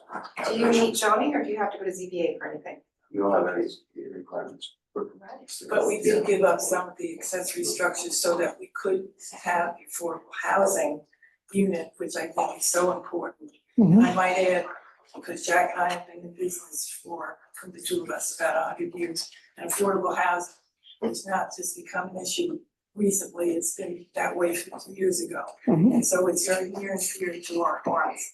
So we try very hard to accommodate that kind of entity, especially in this particular village. And I also might add, we used to own what we fondly called the Mary Marvel's building in East Hampton, that we had 8 apartments in there, which is now, I think, Hampton Chutney. And for 7 years, we owned that building and I had 8 apartments and also 4 apartments at 12 Barnes. And very rarely did I ever raise my rents. They were all local people that were residents of those apartment houses. And maybe if it was $50 here or $25 here, but we've always consistently kept our promise to our local community. That when I went to Stop and Shop or King Cullen, and they're all wishing that I was still the owner of that building. So I guess we just need to see the actual plan, landscaping plan. Would everybody agree? That we're good? So we do have Plans. pictures. Yeah, there's the requirements. house, We have the right? existing house from all 4 angles, the neighboring properties. The landscaping survey should completely, we have a copy of it here as well, but. Right. I have a copy if you want. It's Oh, right yeah. here. There you go. Perfect.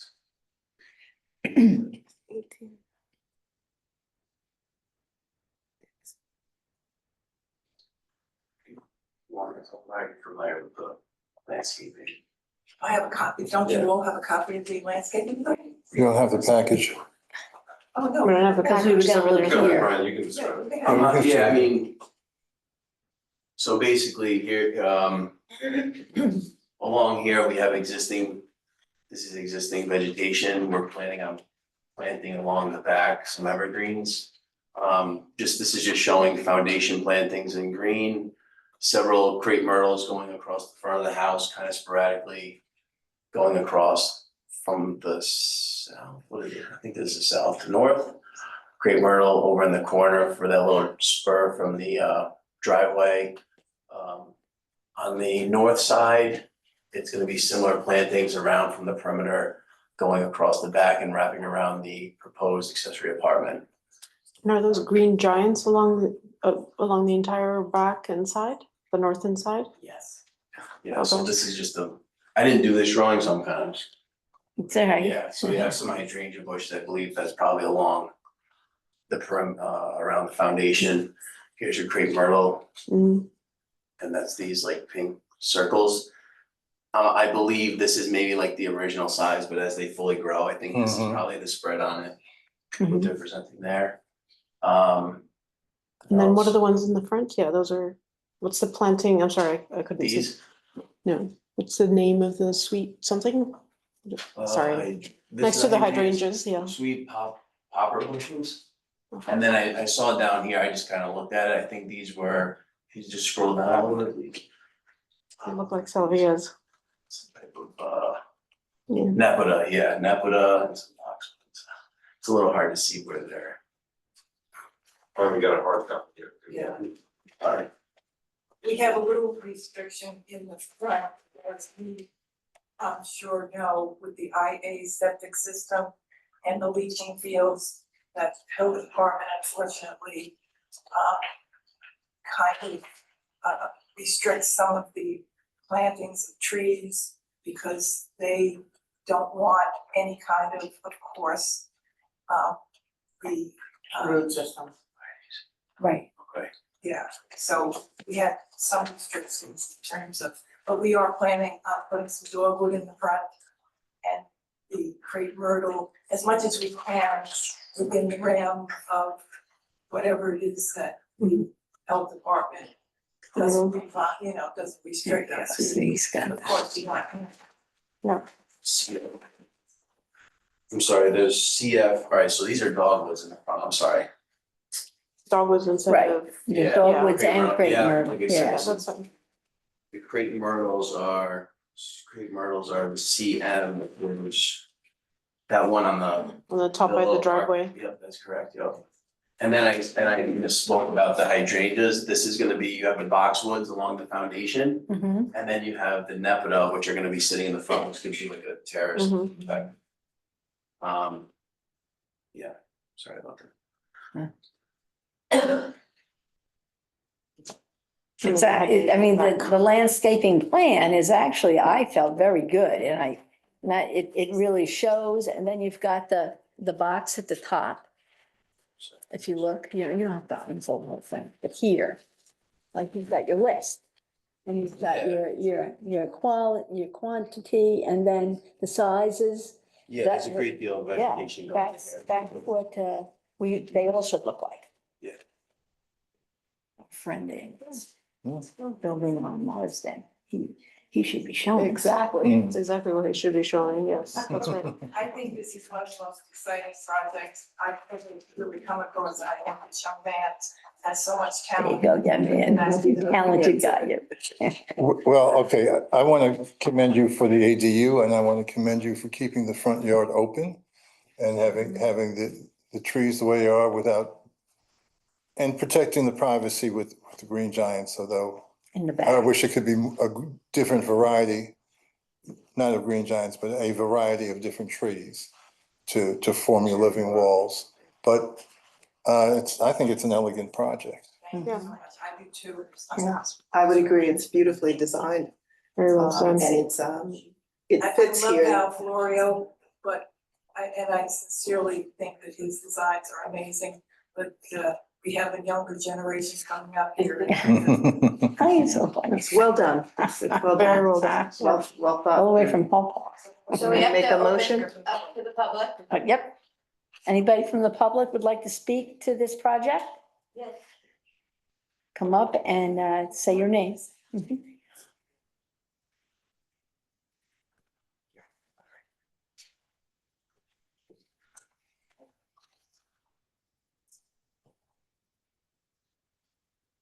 Hello. Hello. Hi. Introduce yourself. My name is Margia Kramer. And I live on the side of this house. My property is below. Yeah. This one, the one up there, you can see. Okay, yeah. If you're looking at the house, she lives to the right. This is my property. Hold it up. To the south. Okay. This is my property next door to this house. At 15 Meadowlark Lane, just 25 feet from where the existing building at 11 Meadowlark Lane will be demolished and where the new building complex is proposed to be built in our historic village of Sag Harbor. I am the sole resident of my house and I live here full-time. I bought my 1,200 square foot cedar shingle home more than 20 years ago. The foundation of my home is constructed of cinder blocks. Built in the 1950s, I am the house's third owner. My home is a one-story, stick-built Cape Cod style house. Typical of the older houses in the village, my home occupies a small portion of its 1/5 acre property. Its style is consistent with the other houses on my street within the Sag Harbor Village Historic District. These houses and streets give Sag Harbor its attractive pastoral quality and its enduring charm. I have obtained an engineer's report of my house's present physical condition.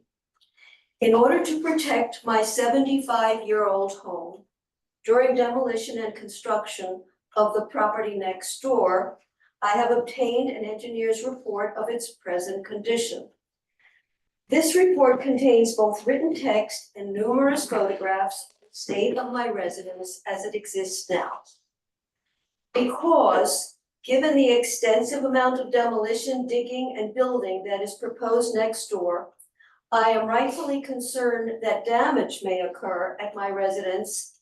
As I have stated, my house is 75 years old with a cinder block foundation. My house is only 25 feet distant from the property next door, as I mentioned. That's why I obtained the engineer's report. I have timeline questions and requests of the owners of the adjoining property. I request that the developers provide me with a demolition construction timeline, including construction plans for each phase of their building and development. This timeline should contain the following so that I can protect my house and continue to live there during this construction and demolition. I would like the dates of demolition, the dates of digging the foundations for each of the buildings, the dates of the existing septic system removal. The existing septic system is located under the proposed pool.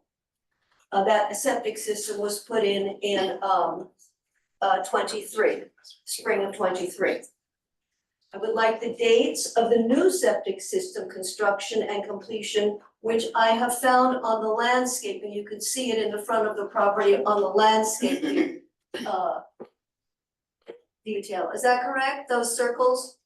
Sorry, what are you? Those circles on that diagram, These? no, in the front of the house, are they septic system? No, This- the So trees. these are trees, there's a Oh, they're proposed trees. septic. Well, then I have no idea where the new septic system will go. It cannot remain under the pool. Oh, no. Yeah, okay, I well, get you. there's, You wanna see where there's it no is? diagram, yes, I where get is you. it? It's right here. See these little squares? Okay, so they are in the front of the house Oh, now. yeah, yeah. They they're- will be moved that's- to the front of Oh, the they always house. go to the front That's of the all house. I'm concerned Yeah, about, yeah, yeah. okay. So I like the date of the existing septic system removal, the dates of the new septic system construction and completion, the dates of the exterior construction, the dates of the interior construction, the dates of the auxiliary house construction, the dates of the pool construction. I'm requesting this timeline so that I may inspect and monitor my property and make comparisons to my engineer's report about the state of my property. I have some additional requests and questions. One, what is the depth of the basement? My engineer has pointed out that in the submitted plans, he has not found the depth of the basements in each structure. What is their type of construction? And will they necessitate the pounding of pilings into the ground? And I'm concerned about that because I have a cinder block basement construction. These should be provided, please. Number two, the construction plans for each of the development, for each part of the development should be provided. Number three, I would like to know the grade of the proposed property. What is the proposed finished grade as a whole? A grading plan should be provided. Number four, generator location. Another concern of mine is the placement of the property's generators as well as other machines. My engineer has mentioned that the generator location is not indicated on these plans. So as to ensure and maintain my present tranquil quality of life, I request that the generators, which are noisy when in use and when regularly tested, and any other auxiliary machines, including air conditioning, heating, and or gas storage, be located on the north side of the property of 11 Meadowlark Lane. Number five, pool construction and placement. I request that the pool be moved. Other than my concerns about the damage that may occur to my home during the building's construction, I have concerns about my peaceful quality of life after the property development is completed. The proposed pool. The plans show the new pool with a 15-foot setback, which exists from my property line. To have a pool which exists only 15 feet from my property, I am sure will cause me discomfort because my bedrooms are located in that very area. It doubtless will be an irritant due to the noises resulting from recreational pool activities, which can extend into evening hours and radio playing and so on. My proposed request to move the pool north is just an additional 10 feet.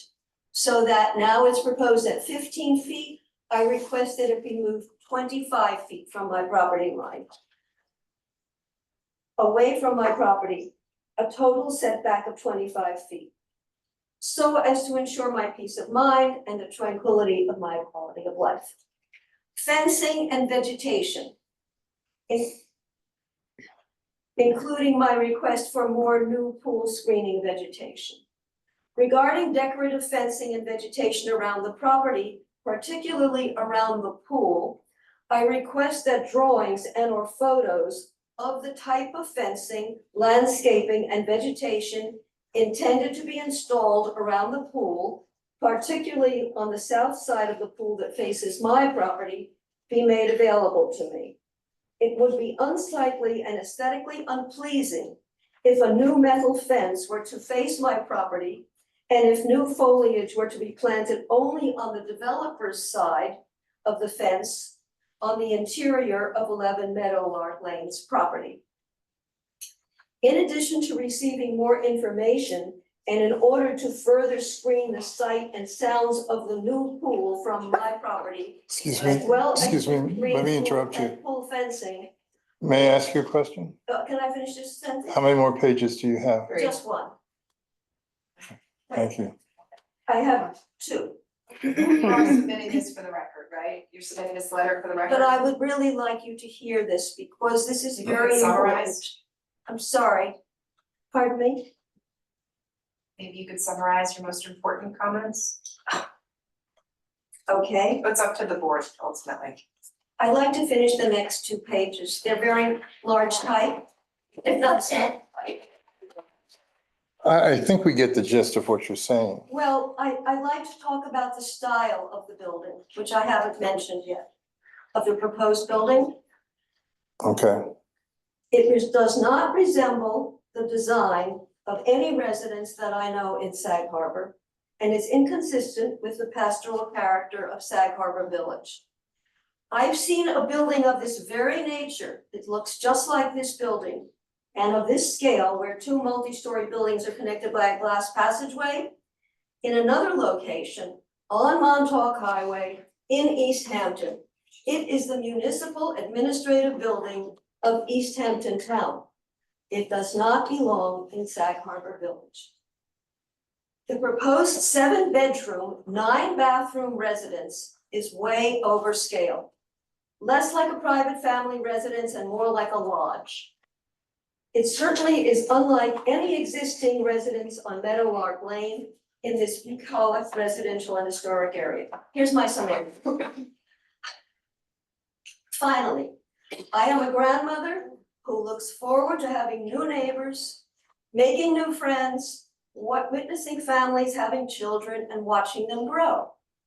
I'm putting these comments forward this evening because right now my goal, as best possible, is just to minimize the impact of this mammoth construction project, unlike any I know in Sag Harbor, on my life, as well as to protect myself and my home from its impact. I am sure that if you or a member of your family was my age, I'm 85, living in my residence under these circumstances, just about 25 feet away from this huge project, you would have the same or very similar concerns. And thank you for giving me the opportunity to speak with you this evening. That's it. thank you. Thank you. Do you want to respond to any of her comments? Have you guys had conversations about this already? I would, no? I don't think so. Okay. We respect everyone's right. Identify yourself, sir, please. My name is Alex Creason, Okay, 279 Main Street, thank you, Alex. on behalf of the applicant. And we respect everyone's right to express their opinions and have wishes and appreciate what was said. But most of that is not appropriate or before this board. All I can tell you is that this is a code compliant application, 100% compliant with the strict code here in the village that the building department has determined. That's why we're here. Everybody's entitled to their own opinion about aesthetic considerations and everything else. We've given you our presentation. All I would say above and beyond that is we are going to, of course, comply with the code and comply with what the building inspector says to do. And above and beyond that, Ms. Folks would like to be a good neighbor. And so now that we've heard from this person, we'll talk, but those things that we're being asked for are not appropriate requirements under the code or passing. Okay, let me respond to that. We've seen each other up here for years now. And I know that you have had neighbors with similar types of concerns about noise, about this and that, and you have been able to negotiate those out to the satisfaction of everybody. So I hope that you're a good owner, a good neighbor. I hope that you'll be considerate of what she said. Well, if I don't mean to. You have the right to, but I think a lot of these concerns of hers can be addressed, okay? And I just need to add one thing, see, because when we did 32 Glover, both neighbors on both sides, we complied with whatever needs or wishes they were, expecting of us, and we have always been very cognizant, of course, of our neighbors, as I am consistently cognizant of my neighbor, Margarita right now, and try my little best always to be a good neighbor. I'm gonna be here for a lot of years, I hope. I'm not too sure how long my husband's gonna be here, not having any more children, so I can't help her there. But I do have grandchildren, and in whatever way I can, and I've already complied with any requests from my neighbors, replacing some fence posts when we were installing the septic system, complying with some issues that she was having. We complied with repairs, whatever it was. So you're open to compromise? Without. Okay. And she, That's- I would just add, she has a track record of building and being considerate. And so, for example, we were asked for a schedule, like we don't have a building permit yet, we can't give a schedule, but whatever Ms. Folks can do within reason to give notice of when things are being done, she will do them. And there are rules in this village about what days you can work and what hours you can work. Above and beyond that, if there's ability to lessen the impact, she will do that. And if there are concerns about things being done at certain times, if it's possible to change that, she will do that. And really, my reputation precedes me, honestly. So let me ask Liz, can I make a suggestion here? Is it all right if I make a suggestion that's speaks to this issue? I mean, I don't know. All right, so let me just say this, and I can be corrected later on. I think what I'm hearing is considered anxiety, right? I own worry, anxiety about what might happen. I think there's real easy ways to address this. This is, perhaps you could have a survey done of her foundation now. You did that. You did that, but I mean, is it picture documented, is photo documented, everything? And an engineer's report. Okay, so that can be monitored as the construction goes ahead, right? That's her plan, I'm sure. Okay, I just want to talk, then I won't say anything. Everybody wants me to move on. That's fine. Will I monitor or they monitor? I'm not. Well, you should have your own engineer monitor. Yes. Okay. We can't. Usually, this is not something that this board ever requires. I'm not requiring, I'm suggesting. Yeah. you can Because, suggest, But you can't require, same with the timeline she outlined, that's something that this board has never required. And we can't make it a condition of approval, so, I didn't mean to imply that. okay. And there are inspections and approvals for the building inspector, and we will, Right. of course, comply with those and anything else. As it goes along. I didn't hear what Dusty said. Could you just repeat what she said so I can hear it? That, You can do it, Alex, you represented I her. don't know, it was you just said. about generally, you didn't hear anything she said? She talked generally about how she wants to be a good neighbor, how she's built things before and has been considerate, and to the extent possible, she wants to do And that I now. think you agree, I'm going for a lawyer request of everything. I have never made a request. Well, yes. So this is what we can't do, wait, this is what we can't do, we're here to only address the board, guys, so we're not gonna have a conversation amongst yourselves, you're gonna have to address the board, and then we can move on to the next step. Okay, do we want, We have to see if there's anybody else wants to make a comment? I saw two people raise their hands. Come to Come to the Come podium, on please, up. and ask the question. Your name, For sir. clarification, Can you? what I thought, Can you okay, my name is introduce yourself? Rudolph Sarah. Excuse me? Rudolph Sarah. This is for And clarification. where do you live, sir? Pardon? Do you live in the village? I live He's my friend. part-time with Okay. Virginia, Okay, okay? I'm only doing this as clarification from what I thought I heard. If I heard wrong, I'm sorry. I thought I heard Dusty talk about her longevity. I thought I heard her make kind of a joke about not having any children. Talked about being a good neighbor. I thought I heard. We're talking about a 7-bedroom house, 9 bathrooms. She's talking about being a resident. She's talking about not being a mother. I'm asking a simple question, and I think Margia, the owner, deserves the answer. Is this a spec house or is this her residence? That's what I'm concerned. That's irrelevant. that's beyond our purview. Okay, well, it's certainly relevant to Margia's quality of Not life. relevant to the board's review. A 7-bedroom house with 9 bathrooms. Live with it. Okay. just very briefly, I just repeated what Gussie said, because the chairman asked me to, we weren't looking to get into back and forth, and it just, only thing I would say in response is it just seems to be taking a turn from inappropriate comments that were very pleasant and heartfelt to inappropriate comments that weren't very pleasant. So none of what he just said has anything to do with this application. Okay, Mary Ann, please step up and identify yourself. Mary Ann Eddy, 96 Hampton Street. And you're a member of the Harbor Committee, but you're not speaking on behalf of the Harbor Committee And I'm tonight. a member of the Harbor Committee, but I am not speaking on behalf of Thank the you. Harbor Committee Okay. or the Environmental Advisory. Right.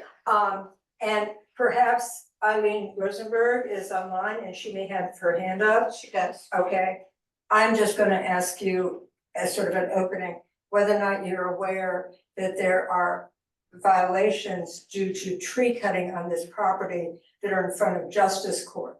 And that part of the, are you aware? No, I was not. Yes. Personally, I was not. Yes, a magnificent, enormous maple tree in the falls about the color of your dress, Bethany. I'm gonna let Eileen talk because I'm sorry, but the whole issue is more near and dear to her. It's something she's worked on for years. But I just want to establish that you do know that there is a violation in Justice Court. And as far as I know, the remedy for those violations has not yet been ascertained. So I think it might be, I don't know, premature to make a judgment about the landscape plan as it stands. So just because there's a pending Justice Court case doesn't mean you can't proceed before the land use boards.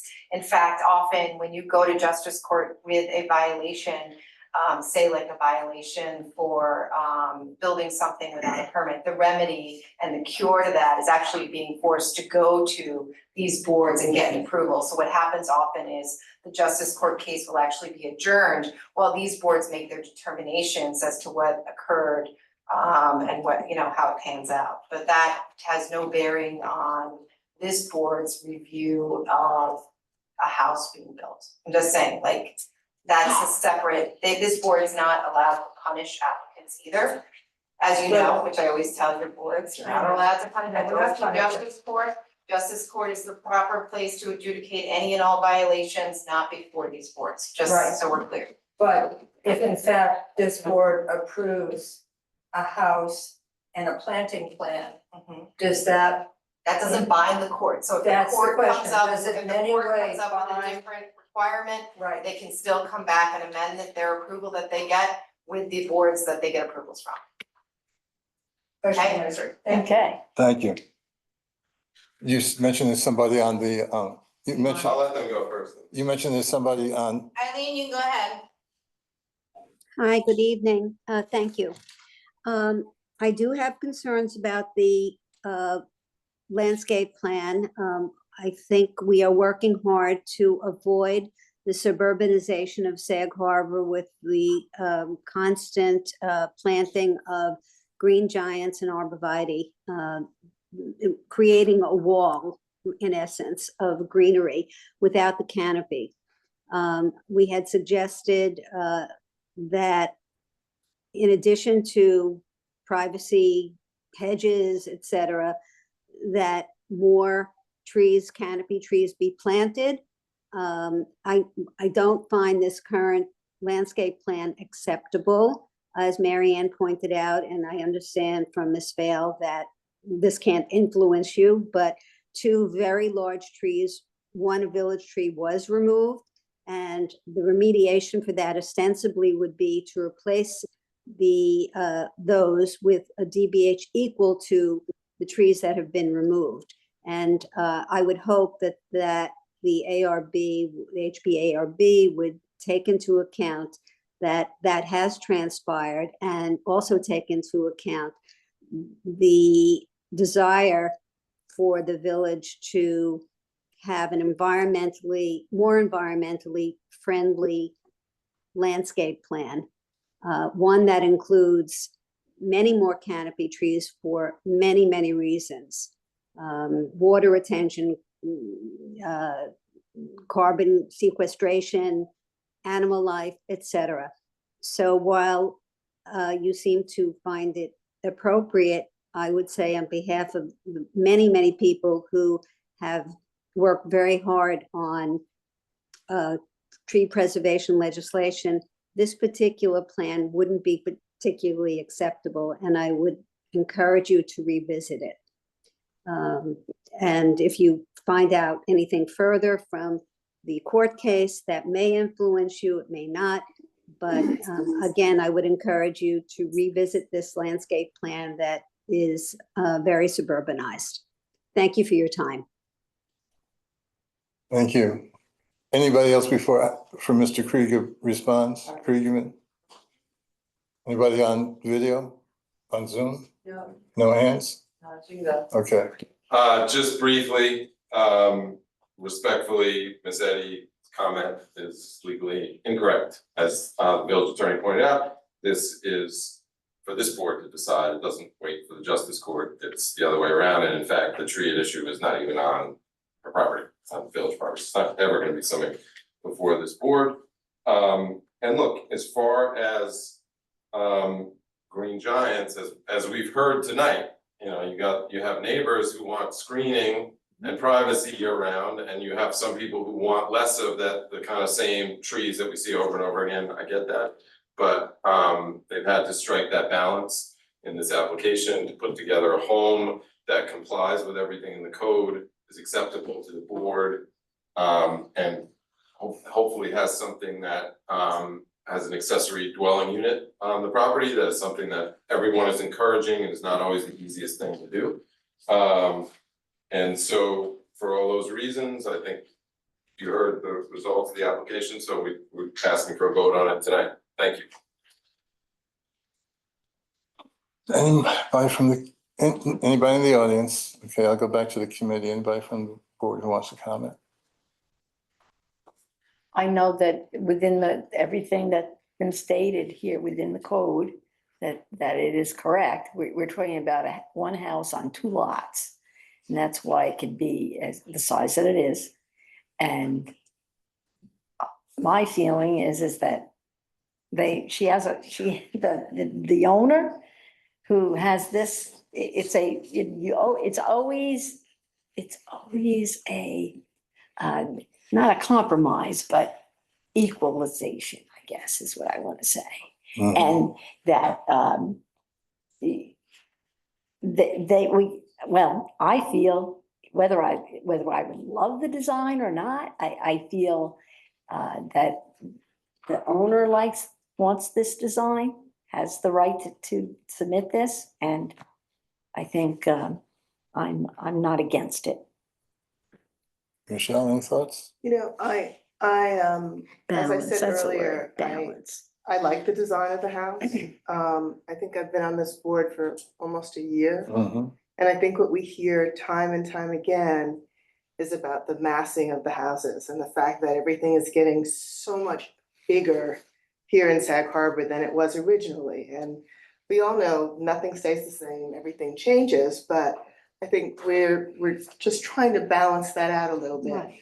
And as you said, this is a 2-lot property. They're within their right to build a larger home, but I think what I want to say to everybody is let's start thinking about how big our houses are here and how that affects the charm of the neighborhood, and also having Green Giants. You don't have it in this particular instance, but other things that we've looked at have had screening trees in the front yard, which I think is very it's almost like you turn your back on the community, and I don't think that's what we'd like to see here. So, no, I'm not saying that, what I just said, not in this particular instance, but we have seen it over the course of the year that I've been on the board. We want to show this as a showcase, like we really like this. No doubt. I'm just mentioning some things that I've noticed over the year that I've sat on the board, and it seems like it's trees and massing over and over and over again. Mm-hmm. So, yeah. I appreciate the concern, which is very larger house next to a smaller house. But I do think that the design of the house has attempted to reduce the massing by breaking it up a little bit and representing it more of as a salt box. the crepe myrtles or the magnolias, the crepe myrtles that you're putting, dogwoods in the front and then the crepe myrtle in the back, I think will over a period of time also be able to beautify it and add to the canopy. I am sympathetic to the concerns of the neighbor. And so I would just encourage you to work with that neighbor to the extent that is possible to minimize any friction that may exist, right? And it's just, I understand how it can be, how it can feel like there's a very big presence when the perspective is a smaller home, very close to a very larger home. And so to the extent that there is some support, whether through greenery or otherwise, that can minimize that, I would just encourage you to work with your neighbor to make that. That's quite good, that I will completely comply with every possible consideration, as I have always done my entire career, and I'm not about to change at this stage. So I give you my complete word that I will make every effort on my neighbor's behalf. But I will be considerate of all the steps that we have to go through to minimize any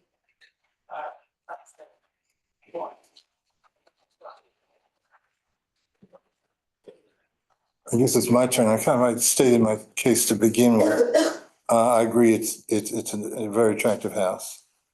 I do think that there is, I mentioned also to the callers that I wish there was a different mixture of the trees, and maybe canopy trees, I should use that term. And I understand both sides of this equation. That being said, I don't see any way that we can do anything other than approve this. Maybe I shouldn't have said it that way. Would someone like to make a motion? I'll make a motion for, where am I here? Meadowlark Lane, I know Yes. that. 11 Meadowlark Lane. 11 Meadowlark Lane for this project. Second? I'll second. All in favor? Aye. Aye. Thank you.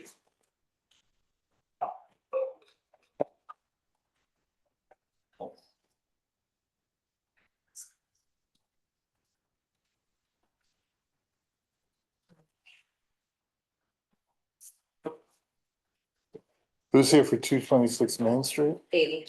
Okay. Yes.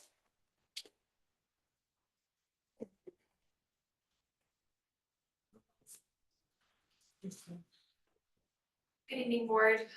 Good evening. Katie Ballantyne for 226 Main Street. A couple of the board members are very well familiar with this property. I've been in front of this board a couple times for the renovation of the existing structure. We built a house in the back, and we are hopefully here for the last time for landscaping, fencing, and lighting. Should we start with the fencing? Sure.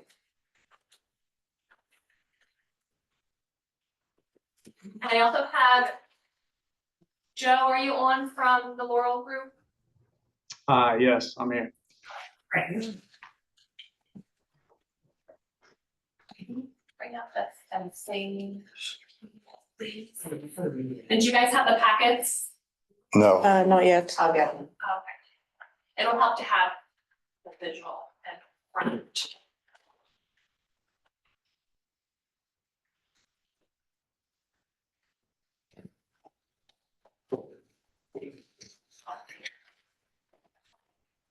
Although the lighting plan is up now, so we can go over the lighting. So applicant is proposing 2 post lamps on the Main Street side.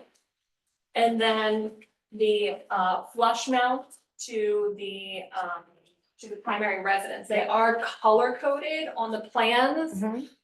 So here, again, you have the 2 posts and then flush mount. There's a mix of electric and gas. So the post mounts on the main street would be gas, as well as the front entrance facing Main Street, and then the rear door on the Howard Street side. The other one would be electric. And then in the rear, there is a copper sconce. It's not visible, but it's over the new metal door to the.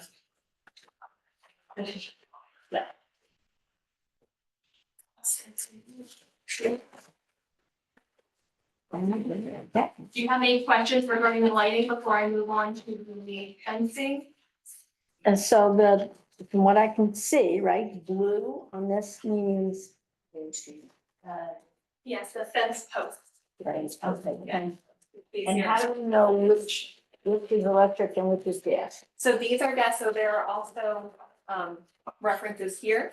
So here is the front door facing Main Street, which is proposed gas. Okay. And then we have the rear door facing Howard Street, which is all the way back here, which is proposed gas.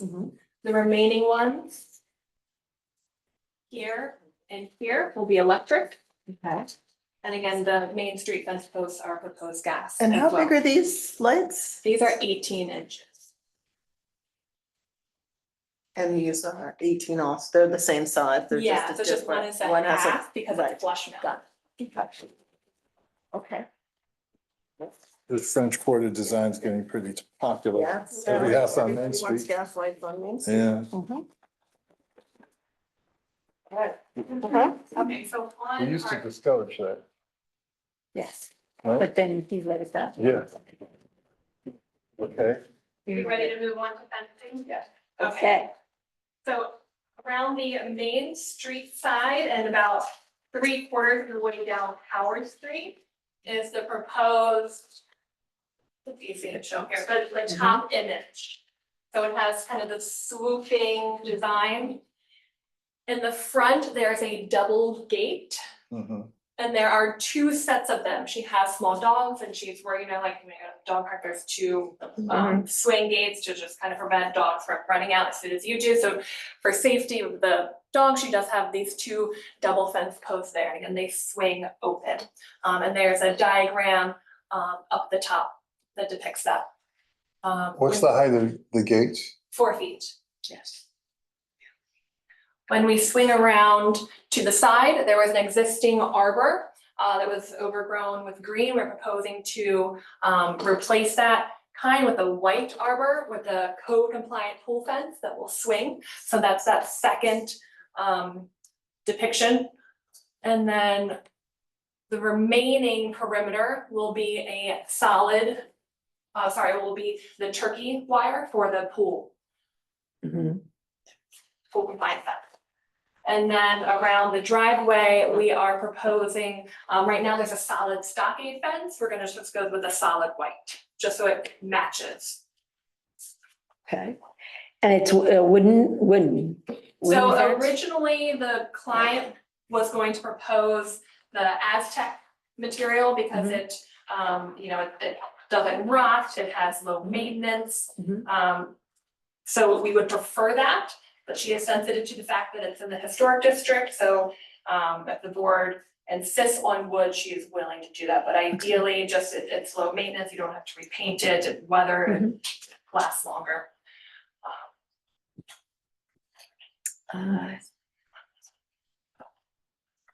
What do you think? Well, I just would prefer a wood fence if you don't mind.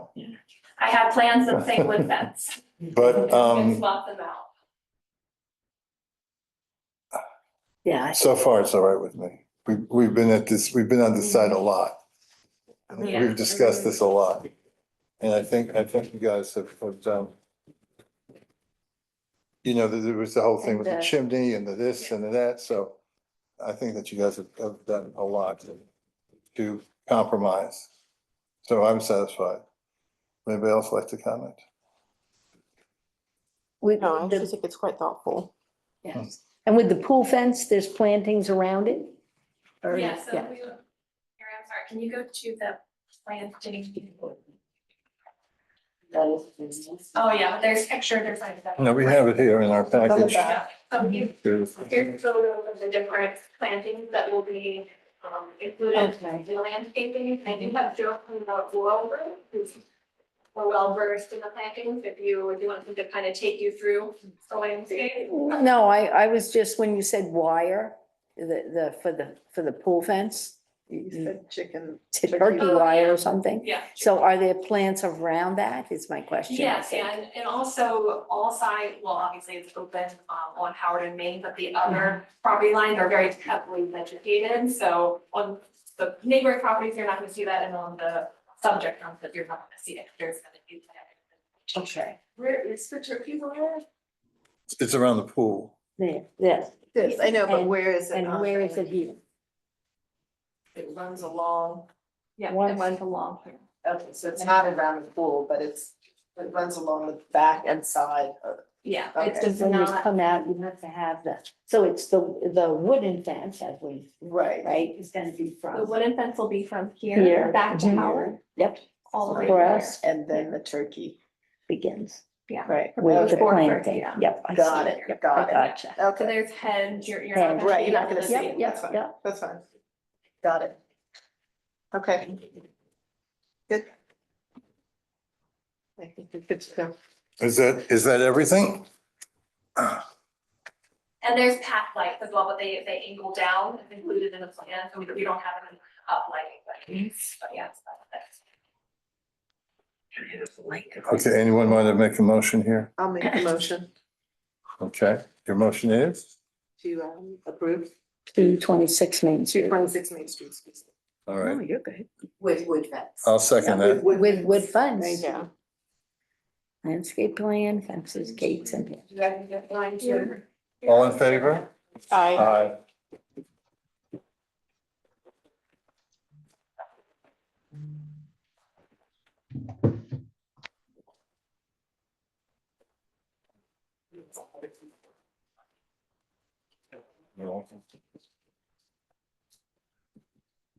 Okay, who's here for 21 Cornell Road? Is anyone here to represent 21 Cornell Road? Okay, Oh, he's back. yeah, one yeah. is metal lot. Up at bat again. The metal log. Okay.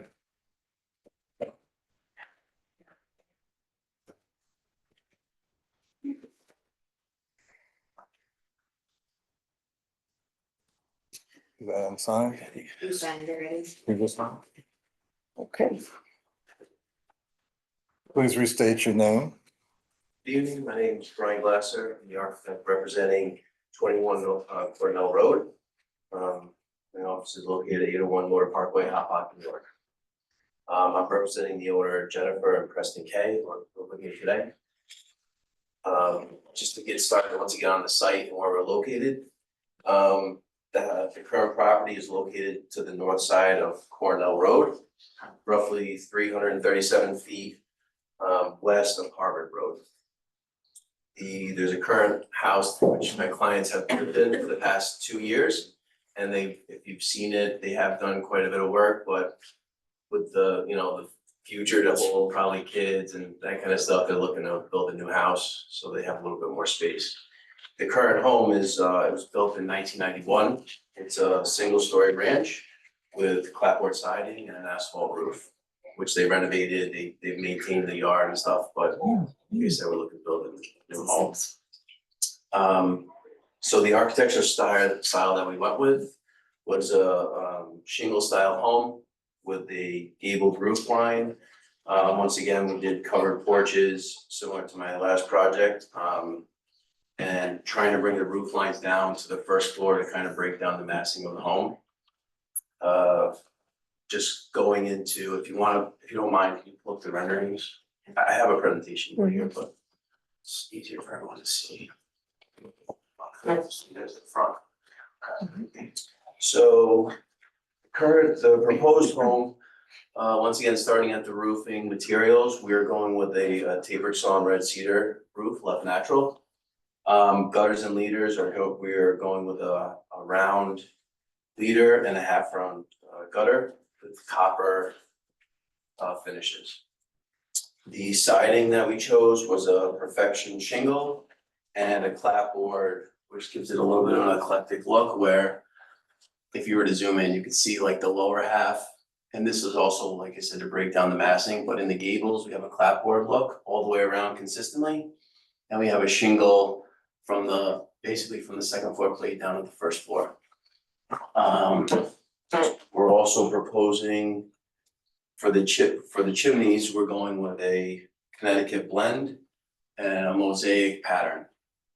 With a wider, if you look here, we have about a 1-inch gap, which is on our specifications for the grout lines to give it a little bit of a rough look. Windows and doors, when it comes to patio doors, we're going with a Marvin Ultimate product, which is an aluminum clad. And the color is gonna be similar to match the proposed. The white here, we were playing around with the renderings. I have some samples just to give you, it's more of an off-white. And it's something that at some point when we get the house built, we're probably gonna have samples, maybe 2 or 3, but it's gonna be an off-white. It's not gonna be a stark, bright white, popping out in your face look. The windows going back to the windows, we're going with a double hung window, 8/8 pattern on the first floor, on all 3 floors pretty much. And then some of the specialty windows would be picture windows like you see at the top and maybe like in the bathroom or little window hallway to let natural light in. The trim is gonna be a PVC product, which would be painted and once again an off-white, just so it doesn't have that raw PVC look and we can put nail holes and cover it up. So that would be painted as well. In some of the specialty window areas, we chose to go with a double paneled shutter with, I would like to do like a black wrought iron hardware. And that's gonna be a similar blue to the front door, which we have a few blue samples. This is, I think we're pretty close here. That's gonna be the front door and the shutters. Also on the back, we have a Dutch door, which is gonna be a similar blue solid door to match the front. The columns and the trim, which if you wanna go to the next rendering. So you can see the columns here. And there's a little study here, which is this is southern exposure. So we're gonna go with, for the columns and the trim is also, like I said, it's gonna be an off-white. So all the trim around the casing of the windows, the fascias, columns, any type of paneling is gonna be an off-white. The patios from the front porch entrance and the patio, this smaller rear patio is gonna be a bluestone. Once again, any exposed foundation walls around these areas would have a similar Connecticut fieldstone to the chimneys. Railings, we went with a cedar newel post with a cedar cap, stainless steel cables. And we also provided a wall sconce, which we have in a few areas that would be a copper material that's also dark sky compliant, which has like a solid cap on top, so it wouldn't radiate light, which I provided the cut sheet. And it's electric. They're electric, yeah, you saw it. So the company that I use, they give the gas as an option, but we're gonna be doing electric here. Yep. And then this is just. So just tell us before you get to that, what's your square footage of the home? What's your lot coverage? So the square footage of the home on the first floor is around 1,550 square feet. And the second floor is 1,498, bringing us at 3,000 above ground, 3,480 square feet, which is under the GFA. Once again, the zoning for the lot coverage is on the survey, and that is all conforming to the current codes of the village. So we don't need any variances. Max building heights, all those types of things were, if you look at one of the 2D elevations, you'll see that the house, we can go much higher, probably another 2 or 3 feet. We're actually 2 or 3 feet lower than what's allowed. So there are things that, I mean, within the site that we try to conform to. This is 3 bedrooms upstairs and not talk about the last one, but in the basement, that doesn't really count as volume. So I think a 3-bedroom house, maybe, 3 bedrooms upstairs is not asking or something they create. This also has to be renoticed for next month's meeting. To have public. Yeah. Yes. So you're gonna keep is this a public hearing? Well, no, because it wasn't noticed correctly. So Okay, we have so you have to set, we have to fix the public. Yeah, I didn't do the receipt for the mailing. I sent them out, but I So, if you don't mind, since we're gonna see you again next month. Yeah. Unless anyone wants to make a comment now, I think I prefer if we can move along Okay. and really, I mean, I think the design's quite nice, We just wanted to get. that's all. That's, so I was gonna push it off to next month, but with my clients, you know, we're trying to move things along, like everybody. I would like to get a little bit of feedback, and if you guys are on board that it's in a good spot, I feel confident that we would present something similar to what you're seeing here, and if we got the approval, we could kind of work on the construction documents and keep the ball rolling with the project. And at the current height, what's the height of the home? The new one? Yeah. Maybe 32 feet. 32 feet, roughly. I don't have an exact, I just know what the max that was allowed, and know we were much lower.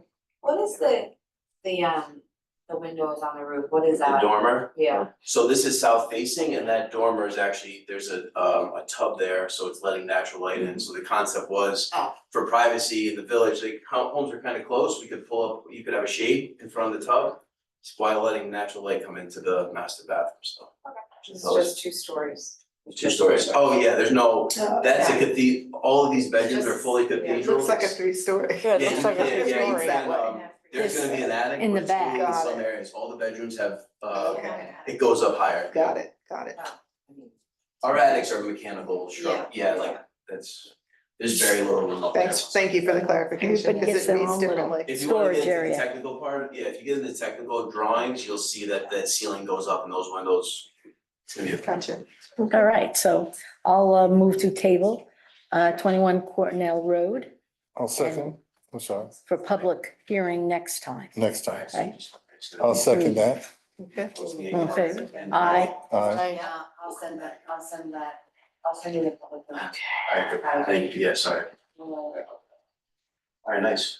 Thank you. Let's go. Thank you. All right, thank you. Next month. 22 Spring Street, 22 Spring Street. that's what I thought I said, 22 Springs, okay. Yeah, Aye. you did, you did. Okay. Hi. Hi, Hello. My name I is didn't Mark. hear you, I was Okay. just telling you. thank you, Carrie, I appreciate it. So, sir, identify yourself, please. My name is Maziar Behruz. I'm the owner and architect of this project. Okay, Um, I've been in this house since 2007. During COVID, I transformed a barn with Tom Pigalla's approval into my workspace. And all he said about that was just make it look good. And now I'm here to propose a 147-foot expansion. It's essentially for a new bathroom. That's huge. what'd you say? So that's huge. Yeah, it is huge. You mean square feet, It's 147 square feet. Okay. What did I say? Did I say? 147 feet. That's all right, 147, that's why. A new bathroom, just moving the entry of the house and some reshaping of the interior existing bathroom. And it's a small project, but it's also a little bit complex, so I've had a model. Was that your If you model? like, I Yeah. can show it to you. I'm wondering what that was. I thought that was Now, Errol what- Taylor's model. Um, I was hoping it was pizza. when you drive by, it looks like that one section there is like an old, almost railroad station or whatever. What was It it? was a depot. It It was. was a train, this. It was a train depot Yes, from this- where? For Sag Harbor. I mean, It not was, the you main, think? this was a storage depot Mhm. that was used when there was a railroad track. Okay, and it was right where it is. I believe so. Yeah, although it I wasn't don't have moved that you any know real- of, yeah. I don't have it, and when I renovated this, I kept the exterior exactly as it is. I Thank added you. 2 windows, mahogany windows, and This is the house that I purchased in 2007, and even this portion exists. So I'm really moving the front door from here, because my living room is right there. You open the front door, the whole street is out there. So I'm moving it to the corner. I'm adding a bathroom here for this bedroom. And this is a migration path for deer. So I have lots of deer on my property. I don't want to fence myself in. I can't have a vegetable garden. I've planted a nice pollinator garden in the front. I'd love to be able to put a vegetable garden here. And I've done many, many green roofs in my career here. And that's what that is about. And that's it. Makes sense. That's it. So right now, both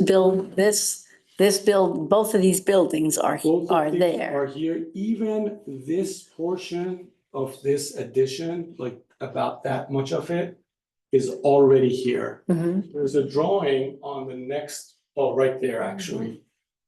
You see this, this red line? This is the addition, it's almost like a shoe, a horseshoe that just goes around the house. But this section in the middle is already there. So I'm just expanding the exterior a bit. Are you sure it's only, well, that's like a 10 by 14 space, right? It's, well, this portion, all of this is outside, so it Okay, doesn't it's not count. in your. This portion, there's no addition, and the only interior addition is right there. Okay, That's the only interior expansion. okay. Down by the. Oh, this looks, I think it's a very clever way of making it more functional, I think.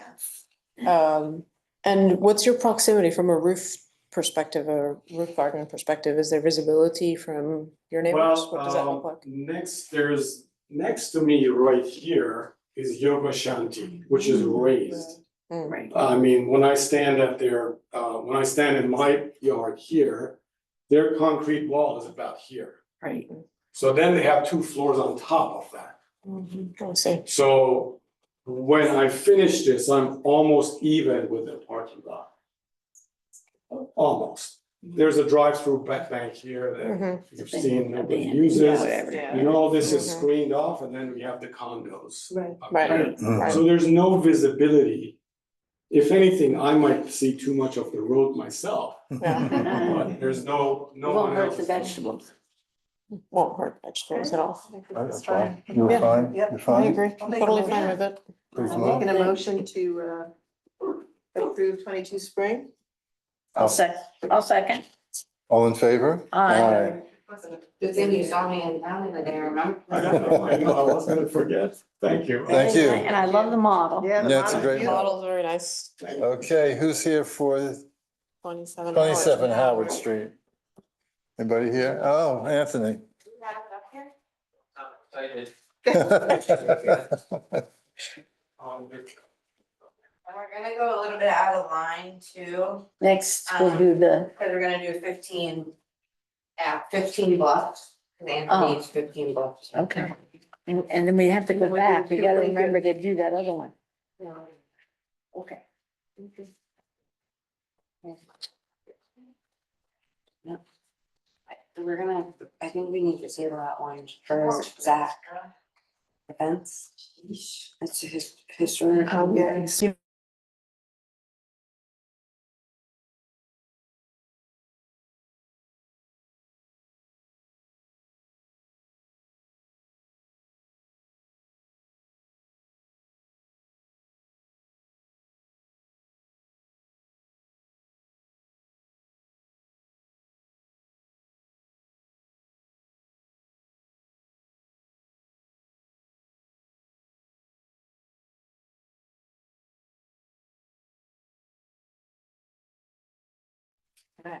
Well. Okay, Anthony. Okay, so these are the, this is 27 Howard Street, which has been before this board a few times in the past year or so. This is the house that had been abandoned for about 10 years, and we With this. rebuilt the project, fixed it up, and I think the last time we were here, were for a change to the front staircase, Right, so it it turns. goes. Yep. Okay, so Remember we're that. pretty much done over there, there are a couple of things that came up when they were installing the septic system that forced us to change a few things. A couple of things on the house and the whole house. Yeah, good. So specifically, Carrie, bring up the See. picture of the photo I sent earlier.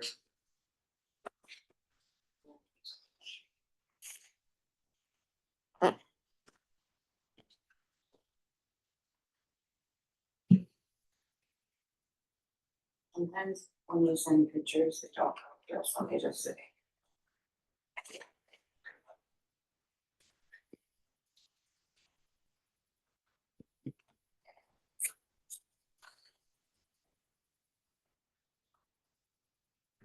Which picture? Yeah, okay, well, that's good enough to start with. So, yeah, well, there's the front elevation, Right. in its completed state, and then the side elevation. What we had to do is we had to make the deck was originally supposed to wrap around the back of the house. We had to make that quite a bit smaller, so now it's just, and that will be the pool house, but, just the change there was making that deck much smaller, so it's just a staircase that goes up to a landing and then into the back, entrance. So that's that for the main house, and then the pool house elevation, or photo.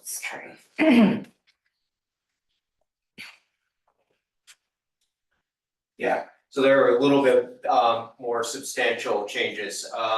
So we had to move the pool, swimming, because of the septic system, we had to move the swimming pool closer to the pool house, which was an existing building, closer than we had anticipated. That meant we had to move the French doors, which we had going out the front of the building off to the side, and we put windows instead in the front. And that's that, still the same board and batten on the front, same size building, just change to the fenestration. And is that a 2-level pool? Is that what that is? Or, No, it's just a cathedral ceiling inside. no, sorry, the pool, what's Oh, yeah, that the step? pool itself has like a little, 2 levels. little The spa landing, area and it's yeah, over, okay. yeah. It's actually a lot smaller than it looks in the photo, but I think it's about 8 by 20 or so.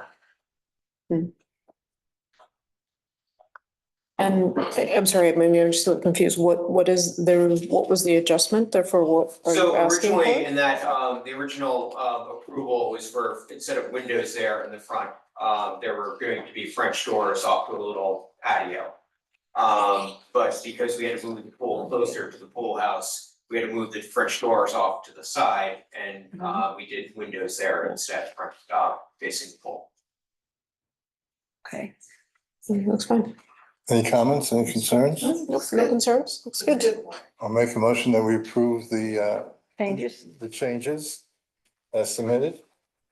Can I get a second, please? Second. All in favor? Aye. Okay. Have you signed it? Okay. Sign me away. We vulnerable, I'll put you back.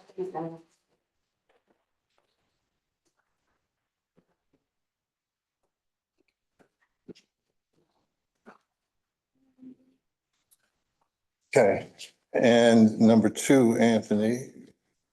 What's 15 Bluff Point. ER Bluff Point, okay. Please proceed.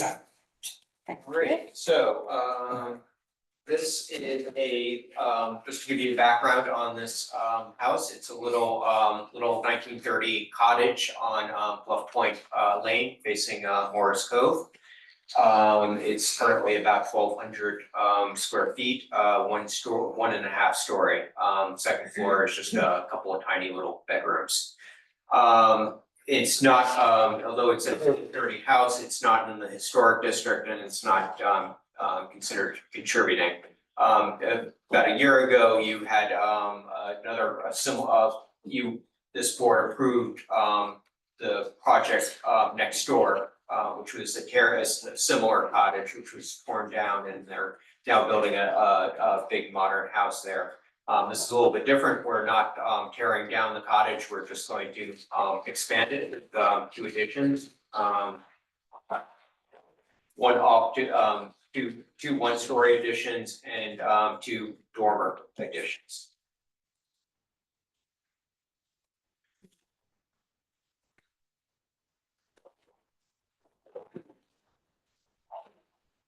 The project has been before the zoning board of appeals and passed with flying colors. It's was before the harbor committee for a couple of go rounds, but we came with a landscaping plan the harbor committee was very satisfied with, and that's included in the file. But we can go to. Anthony, just have to Sure. just go and grab. Right. Is this right? We're on Union Street? No, that's his address. This is Oh. black. That's. Left Lane, Left Point Lane. That's-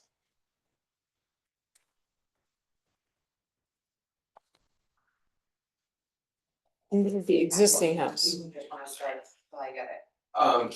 I just kind of want to see the A4, the elevation. Well, you know, I actually do have it right here, sorry.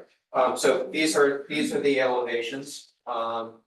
This is the front elevation, but facing 12 Point Lane. So here's existing structure. That's the original. Right. Okay. And we're just adding these 2 1-story additions to either side. Adding the dormer on the 2nd floor.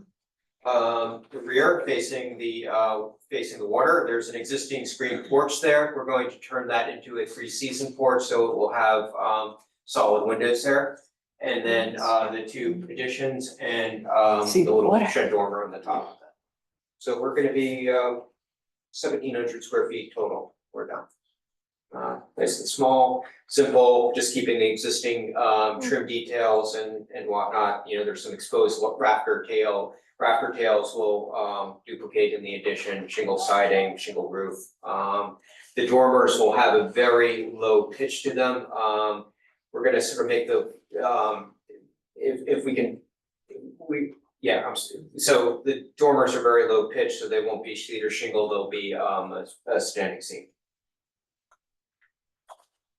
And landscape plan, so this was developed by LaGuardia Design Group, who actually Chris LaGuardia's neighbor building the house next door. So the key here, two key points with the landscaping plan. One are these 4 terrific trees on the property. We're keeping all 4 of them. Little bit of a struggle with this one to get the new septic system to work around it, to make it work. We have a whole construction protocol for preserving that tree. Then also most of the property now is just plain lawn. And so we're replacing, I'm sorry, I don't have the exact number, but I think it's a little bit over 50% of that lawn with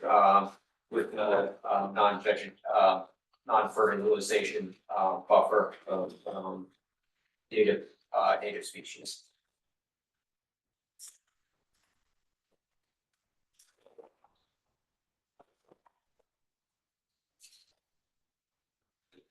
And the dock is there now? Yeah, the dock is existing, the bulkhead is existing.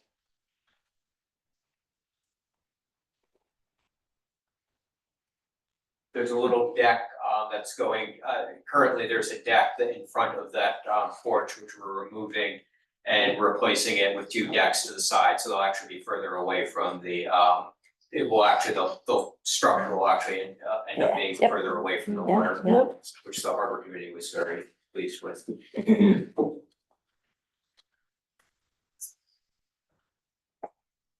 It's a shed? I think that's Next door. next door, maybe? Yeah, there's a shed next door. Yeah. The house is the only structure on the property. We're not doing any accessory structures, no swimming pool. Just the house and the 2 decks and the existing bulkhead and the existing dock.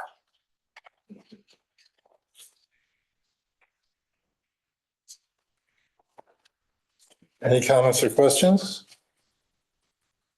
No, it's About this simple, this. Yeah, right? Yeah, almost anyway. Okay, so, I'll make a motion that we approve, the modifications to 15 Bluff Point Lane. Add the additions. And the additions. And the additions. Or the landscaping too. Right. Uh, Okay, good. second. Okay, all in favor? Aye. Alright, those approvals, I can take a break, you guys are a couple of months. Oh, boy. Well, at least our meetings will be shorter, Anthony. We're gonna miss you.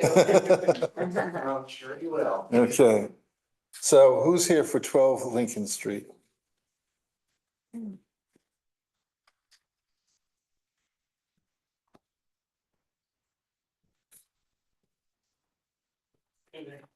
Good evening. You have copies of the packet, edited thing that worked really well on. Yeah, just give us a second Yeah, to let's give clean us a up here, second, we're- please. Did you sign? 15, did we sign? I don't think so. No. Okay.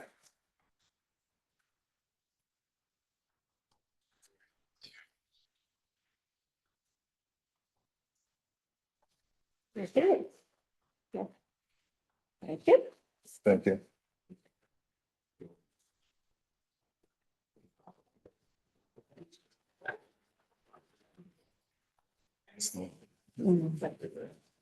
Yep, that's.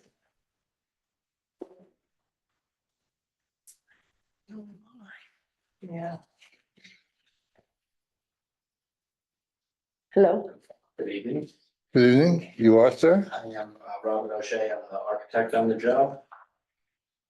And, So it's, we appeared in the July 11th meeting for essentially permission to demolish the existing high ranch that was built in 1961. Been vacant for some time and it's very important. We kind of like, while we were here, the board was good enough to give us a preliminary discussion regarding the preliminary plans that we have for the new house we built there. Board shared some comments and concerns that were helpful in us making revisions and putting together the plan that was being presented to this evening. Just a overall, we are part of the two-story home with a gross floor area of 3,774 square feet. Some of that is comprised of two-story space, so it was actually floor area there, it needs to be counted anyway, the way the zoning is written. The project is in full zoning compliance. I'll go to some materials. We have some renderings. That's the back of the house. Go around. Yeah, and then one more, you're gonna pull the old front, here we go. The siding material will be a white cedar perfection shingle with a light gray bleaching stain. It's essentially that provides like a weathered look on the natural cedar. Wait for it. We're using some white four pane casement and fixed windows with some narrow white window casings. The rake boards, next corner boards will all be white as well. The roof is an architectural asphalt shingle in a color called moire. It's essentially black, but there's a blend of some grays in it. So you know, jet black color. The lower roofs, the one-story portions of the home, the front porch, the rear, and the bay projection would be a standing seam metal roof in a color to complement the main asphalt roof on the house. What's the piece on the front, on the right side? On the right, we added just a projecting, like a trellis type of a frame structure to just provide some relief on that section of the elevation, and it'll cast an interesting shadow pattern over the lower windows and the lower part of the facade. If you look at sheet 6 of the plan that we submitted, I placed plans that were the elevation that was presenting to you this evening. That's directly above what was in our preliminary plan that we had with us at the last month's meeting. There's, I just wanted to do this so you could see exactly what we did in an effort to satisfy some of the concerns of the board. Turning off the sound, but you're coming back on. So I'm sorry. I'm sorry, I apologize to you. The glazed area has been reduced by 26% by reducing both the number and the size of the windows that we had originally. We've added a rectangular bay with a metal roof, you can see to the left of the entry. And again, the frame structure I was describing on the right side of the front door. These Lincoln Street is really lined with homes of every conceivable size, shape, design, style, material, and color. So we feel that this will fit nicely in and will complement the neighborhood. I can go over the landscape briefly if you'd like. We're proposing some lealands along the side property lines. In the front, we're doing a mix of dappled willow and fountain grass and some annuals. On the privet on the sides of the house, facing between the house and the side property lines, just to conceal the required events that I'll get you.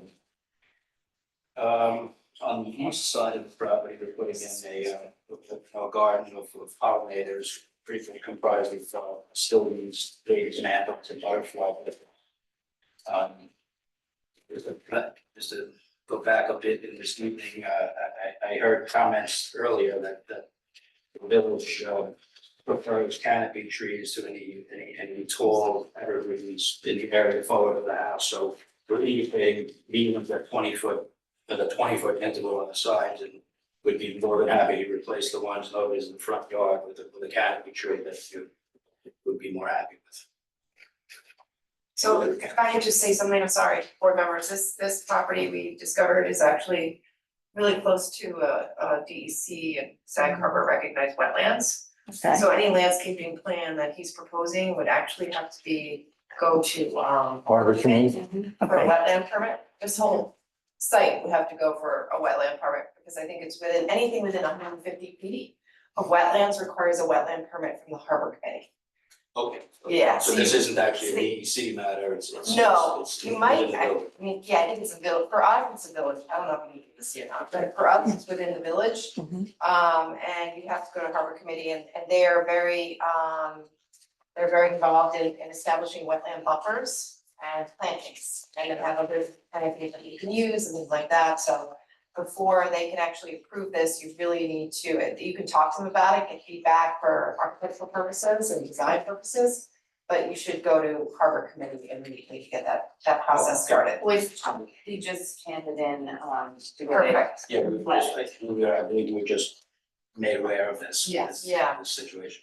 You would mention DEC, who would make the referral to DEC? If it's DEC freshwater wetlands, you have to call and apply and talk to them. So if it's a check zone or if you're in the boundary, I don't know if they have their own boundary. so because. I would check. Based on. Yeah, based you on have to New check York State, yourself. We're outside of it, we're outside of the boundary, Okay, potentially in a check so zone. I yeah, don't this know. is just for village purposes. Got it. It's even if it's within 150 feet of DEP regulated freshwater wetlands, we recognize those wetlands and therefore. Oh, just that Yeah. I've done with other municipalities, they refer to DEC and it's up to them for. Not that it's this board's concern, but do we have approved the Suffolk County Health Department? So I imagine they would have, if it was in a protected wetland, they would have let us know. But again, it's a village matter, I don't know. we'll do what we need to do. Okay. So. You want to, I just had one quick question. So the original design was the one on the lower, That's correct. and now the new design are the little square boxes? right, With the window? windows, yeah, Yeah, We smaller windows. smaller. we reduced the height of the windows throughout. Right. And then the ones above that little trellis structure, just in an effort to, again, give a more residential scale to it, we broke it into 2 3-foot high sections of Right. window with, and specifically, I wanted to stay with the narrow, window casing I mentioned, so that the windows read as individual units and not as one large mass of a trimmed out, It reads, to me, a little, it feels a little commercial. And that's just my opinion. It reads more, I don't know, is that a bedroom? I'm sorry? Is that space a bedroom No, where? no, that's an upper, like an upper gallery unit where those smaller windows or where the smaller windows are. I think sometimes elevations they're very nice for construction documents, but they're a little flat, or they don't tell the right story. Perhaps if we refer back to the color rendering that was submitted, you get a better sense. Yeah, because the rendering looks very, very busy. Yeah. It's Marco. I mean, did I say elevation? I meant elevation. I have. Yeah, here's the rendering, yeah. I have some. I I couldn't, try as I would, I couldn't figure out how to do shadowing on a CAD system, I in order just couldn't do to, it. So I printed some and just hand drew in some shadowing on these flat elevations. If you think that might be helpful, I have those here, I'll give to you. So Thank you. what is this? I just added some hand-drawn shadowing. Oh, so you get okay. a better sense of the dimensions, 3-dimensional. I think in order to, I This think we happens talked you because- off the floor to ceiling ledge, to fix it. but I don't know that we wanted you to multiply the number of windows.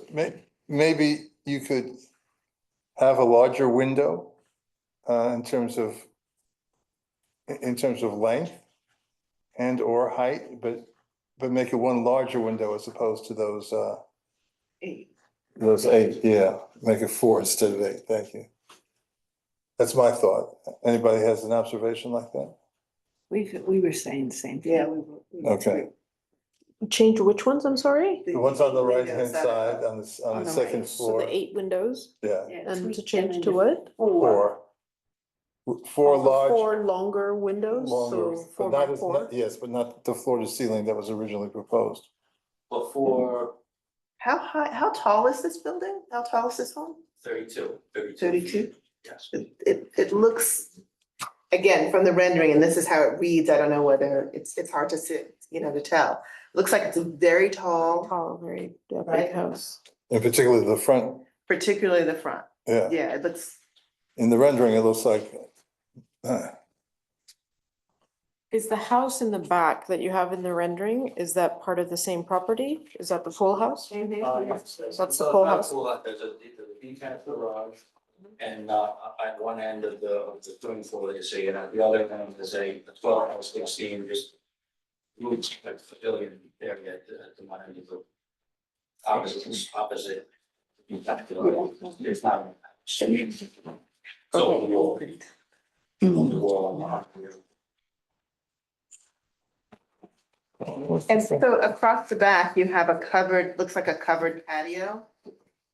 Between, there's 2 one-story portions of the building. Right, that flop out. Come out with a covered porch outside the kitchen and, living room area. And I see to the right of that, you have 2 small windows. Yes, Is that a bedroom? Is that? that is a mudroom and a bathroom. Okay, And, okay. On the opposite side is I think that's a bedroom on the opposite side where With the 4 windows. on the rendering still shows 4 windows, but we Right. had cut that one back to 3, similar to what I did on the front left of the front. Yeah, just seems like you take advantage of the fact that it looks at the backyard. That you would open, would be open. But again, the three windows would be more than adequate in that setting as well in the house. As I said, I changed the plan to that, but the rendering is missed out on that particular vision. So the top two rows of windows, I'm just gonna return to this, could be the same height as what's on the ground floor. Yeah, what I'm trying to what I'm trying to understand is if because the bottom, the prior version Yes. of the design, right? Yes. So the top is the new version. Right. And so is the length of the top two the same as the length on the bottom of the upper level of windows? It is, but we eliminated the space, and we eliminated the glass space in between those, so just to get, it was, when we left there, and I agreed, the size of those windows was overpowering to the elevation. It was not, it didn't support a residential scale, so we cut those down.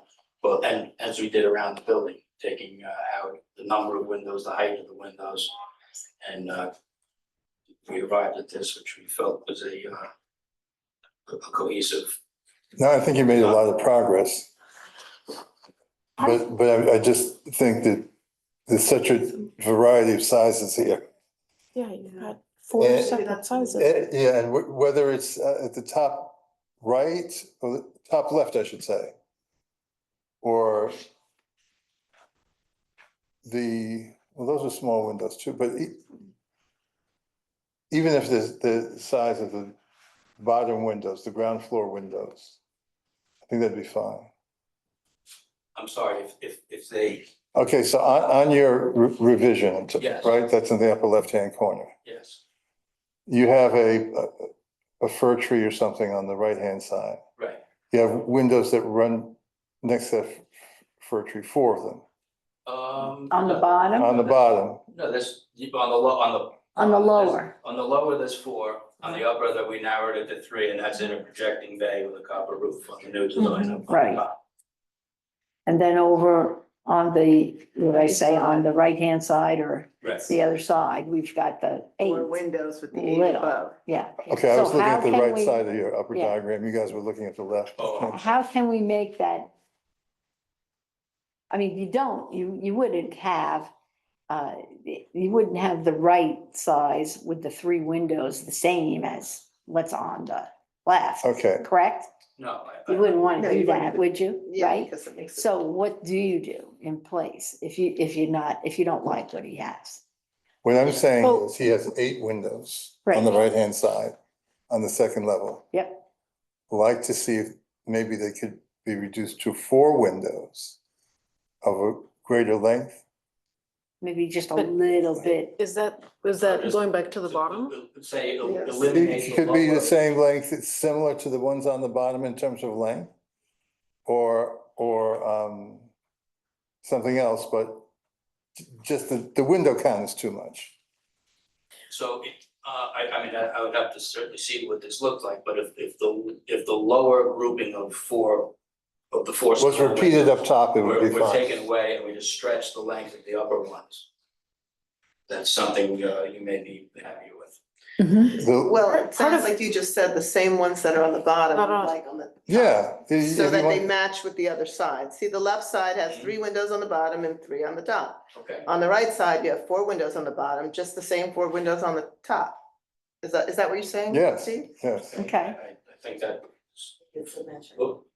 Well, to just make it symmetrical, is it Making it what? symmetrical, yeah. Making it look symmetrical and balanced and also increasing the glass, the amount of glazing on the top floor, but it would give it better balance.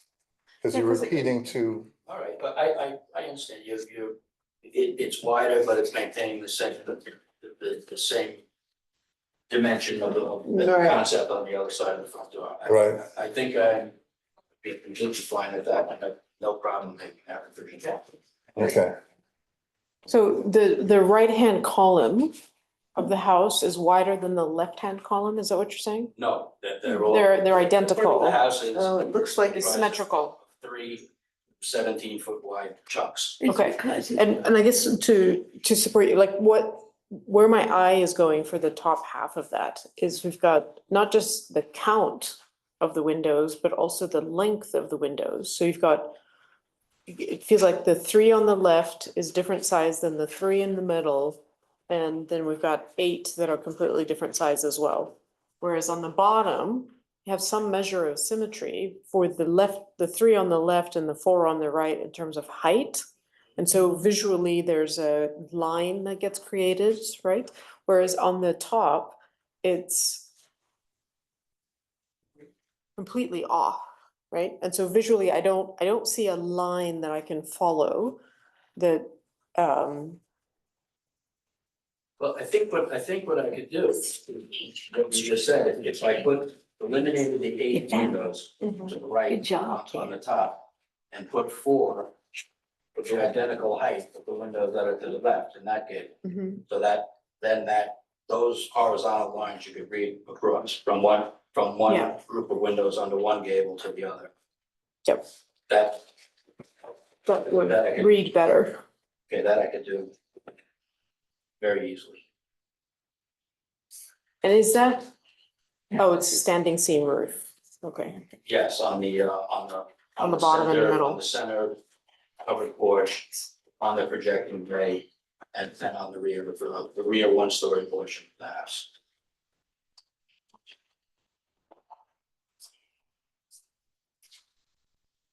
And are both of those top 2 windows, just under the dormers? Yes. Under the I- gables. I was, and I'm looking at those, I was like, I should probably stretch that to be just a little bit taller. just to Yeah. fill up a little more of that Yeah, legal 'cause- area, but Even different size or needed shape. something to put up there. I tried different shapes and it was, it Didn't go. I got to a point in my career a long time ago where if I saw one more circle top window, I was like, jump out the first one. Right, I got you. But I mean, but just in certain areas, I just don't think they're appropriate. Right, I agree. Yeah, it reads very small, those 2 windows. They're just not appropriately sized. So based on what Ms. Vale has said, this is kind of a discussion, but we can't really do the approval till you coordinate with the harbor committee, et cetera, for the landscape. Oh, is that, this is precluded from making a decision until that other. Yes. Okay. Okay. So I guess we have to come back here anyway. Mhm. For you to make that, Correct. make a decision. Right. So will I make those adjustments we just spoke about? Yes. With the windows, I'll stretch the. Yep, yes, please. Yep, and just present. Okay, And will it be Carrie, it'll be a public hearing for this? It will be, yes. I continue public hearing. Continue, okay. Oh, speaking of the public, does anybody else have any observations? I'm sorry to cut you off, Karen. Okay, I'm sorry, Carrie, to cut you off. I'm sorry, are you waiting for something, or can I? We just asked if there's Asked if there's anybody anybody from in the public public. that wanted to speak about the project. Okay. Okay. You should I come. would just like to know. if this Come on up is- to this. You need to come up. I'm not. That's right. Yes, it's being put up, it is being put up by a builder, I'm unaware if there's a buyer or not already for it. Judith Mitchell, 43 Lincoln Street. And my question is this a spec house? But that's irrelevant to the board's decision, and they're not supposed to consider ownership in these fees. I'm sorry.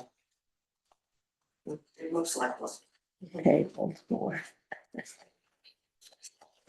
Okay, I will move that we table this for, All second for public notice. I'm sorry. I know there was a concern at the last meeting.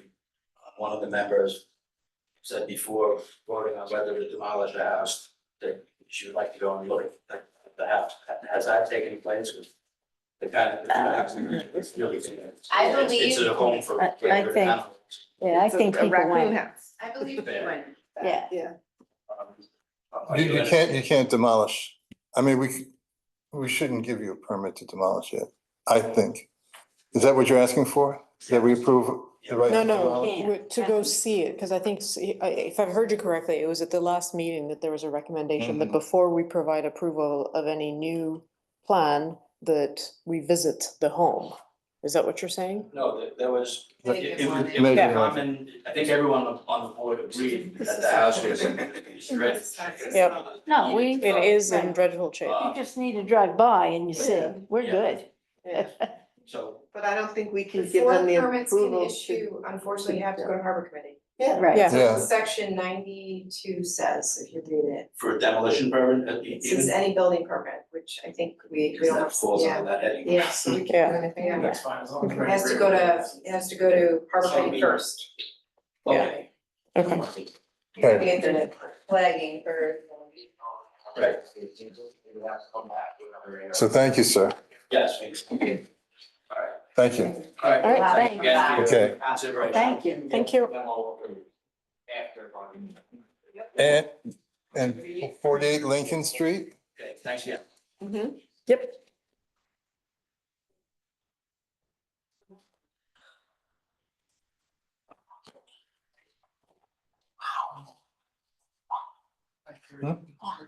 I'm still on here. Not yet.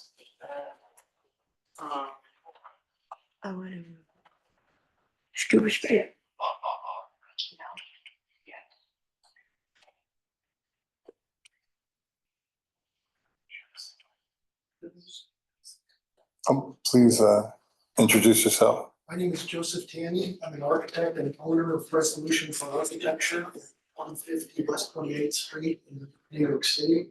I'm here representing Errol and Paula Taylor, long time residents and members of the community. The site What's your project, name again, I'm sorry? Joseph Tanny. The site we're talking about today is 48 Lincoln Street. It's a very prominent corner vacant lot in the Nineveh neighborhood in the Sons community. And it's prominent in that Lincoln Street is one long street. You come to the first stop sign of Wilson and Lincoln, and you see this rather large strange shaped site. Interesting thing about it is that it has this incredible mature tree canopy that wraps three sides of it. And the inside has been sort of opened up, and it's just all natural vegetation.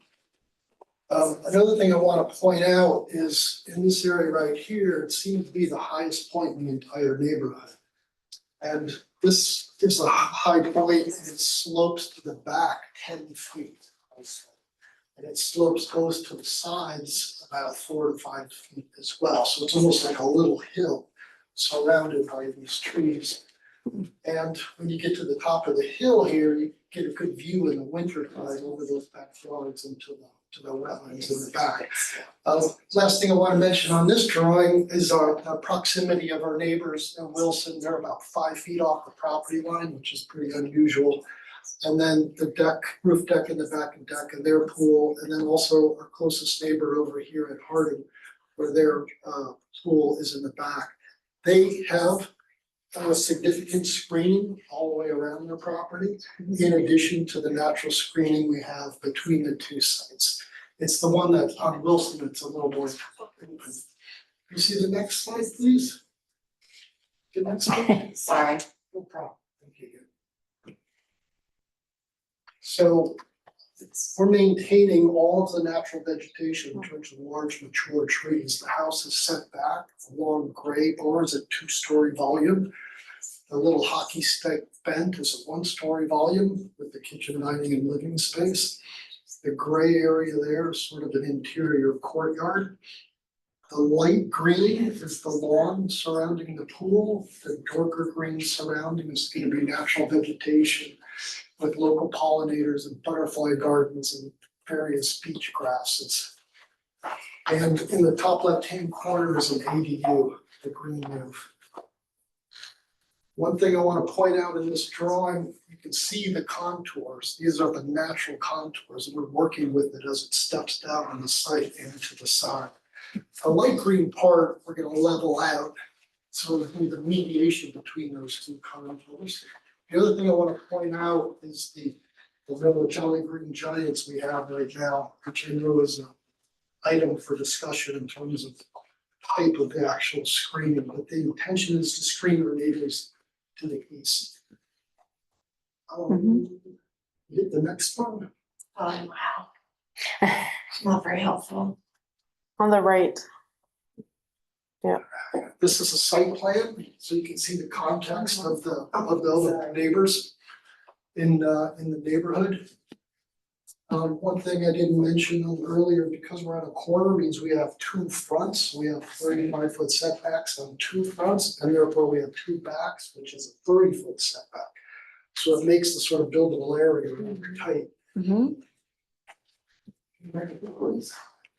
30 foot in the back? No, it was 15 looking. It should be 15 It yards. should be 15 in the back. Did I get that wrong? We're operating two 30-foot setbacks in the back. Oh, that's your choice. Yes. Okay, all right. Okay. So this is a view from Lincoln toward the site. You can see the big mound, the big ridge, the sort of bluff, if you will. This is in the mature trees. This is stepping over the bluff in the backyard, looking over, and you can see our neighbor to the right there exposed. Can you see the next one? And then this is from Wilson looking back into the site. Again, you can see the trees in the winter. And then this is in the site looking back at those trees, looking south on the property. And you can see the neighbor's fence, the way it runs past. Their house is gray with white windows and white trim. Next one. This is the house directly across from us on Lincoln. You can see there's no vegetation between, it's just a suburban lawn. And when you step back behind that bluff, behind the ridge, behind the tree line, you get a nice screening. And it's our intention to use these sort of pokes through the trees as to where the actual driveway is gonna go. The context here is again gray with white windows and white trim with a black asphalt roof. And this is behind us to the north, and you can see the trees growing in a pretty good screen where you can't even see throughout their backyard over here. Their house is, we propose a similar sort of roundabout, if you will, the driveway. Their house is white with black windows, with trim, a black metal roof. And this is our basement plan. You can see the gray area is the site. We carved into it, and because of the slope, it allows us to get windows into the basement down here, and the rest is carved in. You can see the pool and the ADU. In the crawl space of the ADU, we're going to use it for the pool equipment to minimize the noise. And we're planning on doing geothermal, so we don't have any of the exterior compressors for quiet as well. And the square here, you can see the garage above. The next.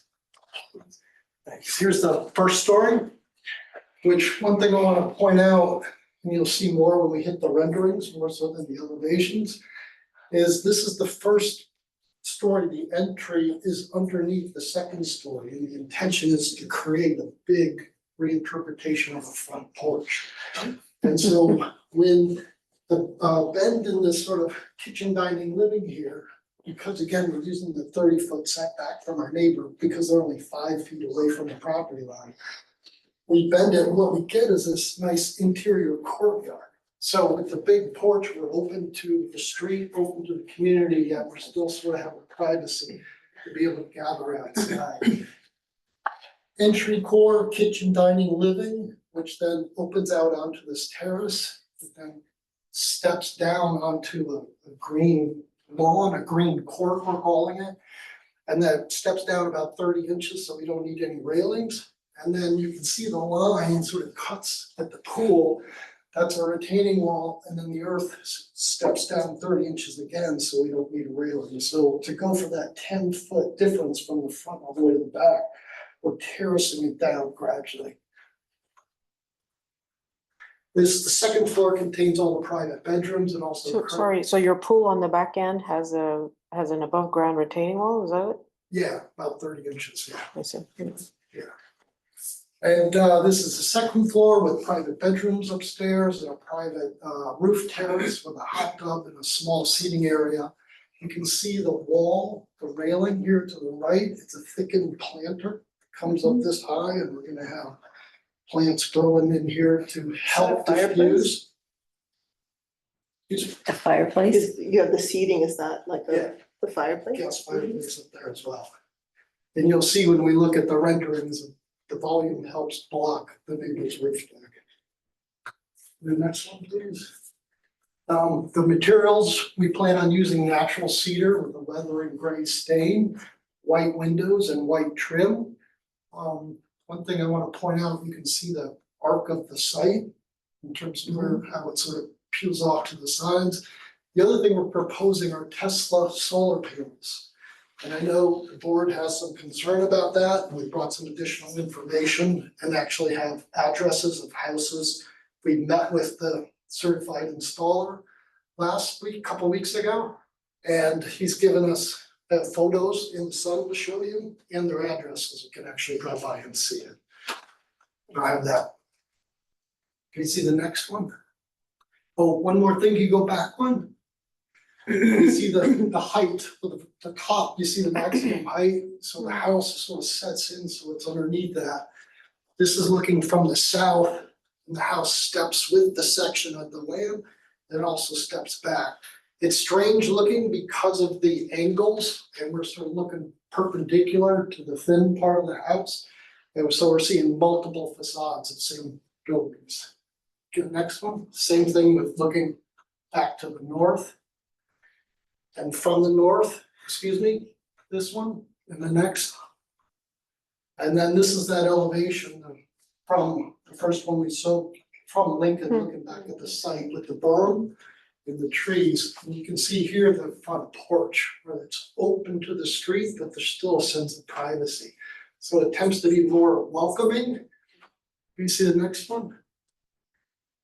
And then this is the entry coming up Lincoln. This is the drive. You can see the natural grasses. You can see the trees we're proposing over here for screening in the back. You can see the ones over back there that already exist from the neighbor. And you can sort of be able to see through that front porch as you approach.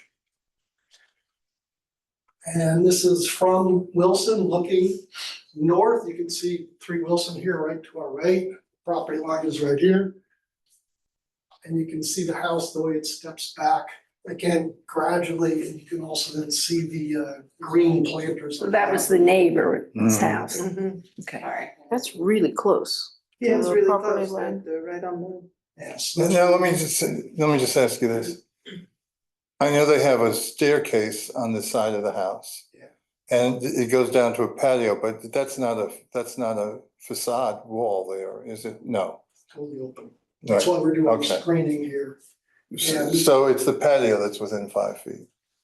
No house. No, the The house, Side the entrance, whole it's house. the side It's entrance. a side entrance is within. It's this porch.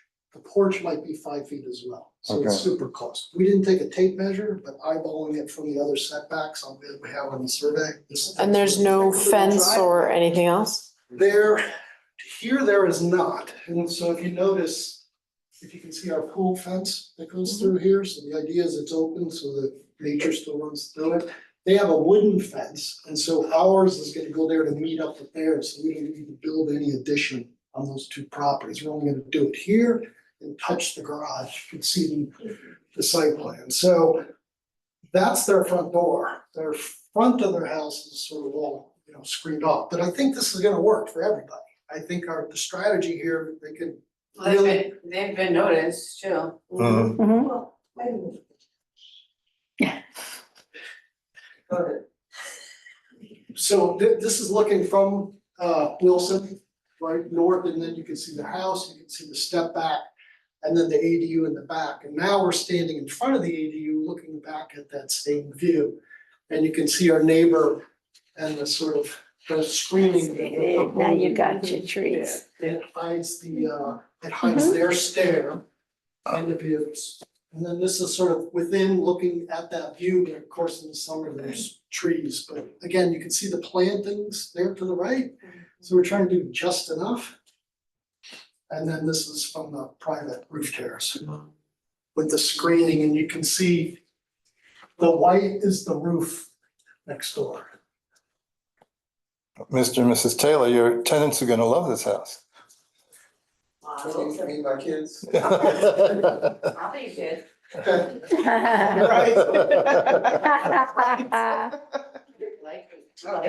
So,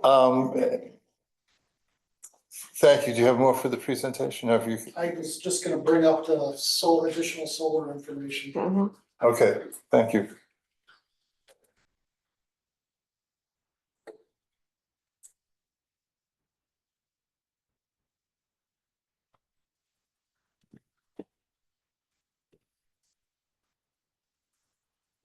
So this is a public hearing. Yes. Right. Is anybody on Zoom or? Nobody's from the Zoom. Mhm. Anybody here in public? These are Tesla panels? Yeah, they're pretty cool. I think the company's High Tech, the only one in the area that's authorized to install these, and they've done quite a few, and these are two of the closest, most recent that they could give us photographs, addresses, and photographs that were in the sun. They did? Are they on the sheet? This is from them, no, they gave, Bridgeham. yeah, those are the two houses they built, and the sunny photos on a sunny day. Well, it depends on the time of year, the angle of the sun and all that other stuff. That's why we have the addresses. So, Check it over time. Okay, do we have more copies of this? Yes. Okay. I mean, everybody should take one who wants one.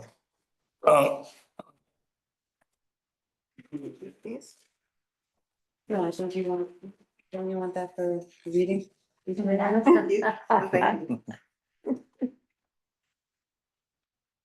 Okay. Okay, anybody have any questions or comments? Good comments from me. Is there a comment from the public? From the public, anybody want to speak about four-way pay holding, 48 Lincoln Street? Okay. Then I Can you will, close the public hearing? we'll close the public hearing. Can I get a second on that? Sure, I'll second. All in favor? And I will move that we approve this. I would like us to take a little time to take a look at the solar panels. Yeah. If you don't mind. So I'd like to make that exception. But we'll do it within 2 months. I don't think that will hold down your construction. You're all right, you're good. So we're going to table it? Is that what you're saying? No, we're No, gonna no, approve it we're other gonna than the approve solar it. panels. Oh, okay. And they'll That's be in good. design time during You that can do time, so that? it's not gonna make a big difference. You said you're doing geothermal. And that's great. Okay. Out So of then they, curiosity, are you gonna use any of that energy to keep the outside decks and platforms and driveways? Are you gonna use that to melt ice also? We haven't discussed that. Okay, they just okay. want to light their house. So, because I'm just thinking going up and down stairs without railing. I understand why aesthetically. Oh, you mean outside? Yeah, the outside decks Oh, too, well, yeah. you Still might have railings along the side of the barbecue. Okay, For safety, what I'm talking about is guardrails, fences, so it's all safe. But yes, we'll have railings going up and down those stairs. okay. I'd like to make the mo- So you no made the solar motion at to this time? approve. Is that what you're saying? No solar at this time. Okay. Just so we can look at the properties that you've said, take a look, it's gonna be different in September than it is now. And, okay, so that, I'm asking that we table that. Okay. Who made the motion?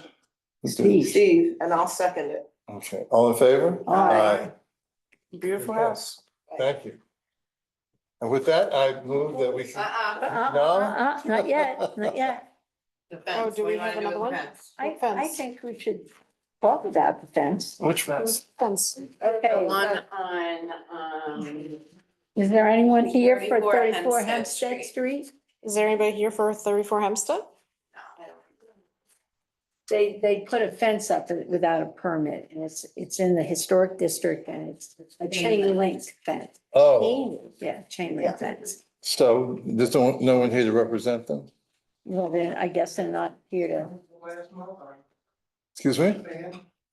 No, Okay, you help me last. Thank you very much. Okay. I'm a fan, I just didn't watch. Oh, jeez. Wow, Steve, you're a fan. I'm telling you, you want my autograph? I'm born and raised here. I appreciate what you do very, very much to keep this the way it is. Because there's a lot of places to go. Gary, thank you very much. You're welcome. Thank you. So God bless all of you for what you do. It's not easy now. And I saw a lot of people leave without. Thanks, Errol. Okay. Thank you. Thank you very much for what you do. Thank you. Thank you. Yes, we have the last couple, 396 division. Uh-huh. And we have some other properties we're working on. So we'll be working with you a bit, but we will maintain all of what you're trying to do. Thank you very much. Thank you. You're welcome. Blessings. All I right. came to say thank you. Thank you. All right. Houston, Texas, to say thank you. I can hear it. Thank you. Well, I can talk like a New Yorker if I have to get into it, but I'm a Guido, he's a Otherwise, I'm gonna kick back to. All right, thank you. So with that, I move that we close the meeting. Wait, what are we doing the fence? The fence, I don't even think it's legal in Sag Harbor for residential property. Well, so we would decline it, like, Huh? so we do not provide approval for this, but Right. we just need somebody to be here, right? No, yeah, be here. I need to remove it and They need to remove it. do proper and- things and to get a proper Oh, thank fence, you. right? So, okay, so No make chain a link fence. motion to deny it. Yep. I'll make the motion. I'll to second. deny it. All in favor? Aye. Aye. Now we need a motion to. Close. To adjourn the meeting. I Thank you. second the motion made by Okay. Steve. Oh, cool. Thank you. Thank you. Thank you. That's awesome. Yep. Okay. You don't have them? It's in the package, I'm sure. No, but I don't have one. Thank you. So we can turn off the mic, please?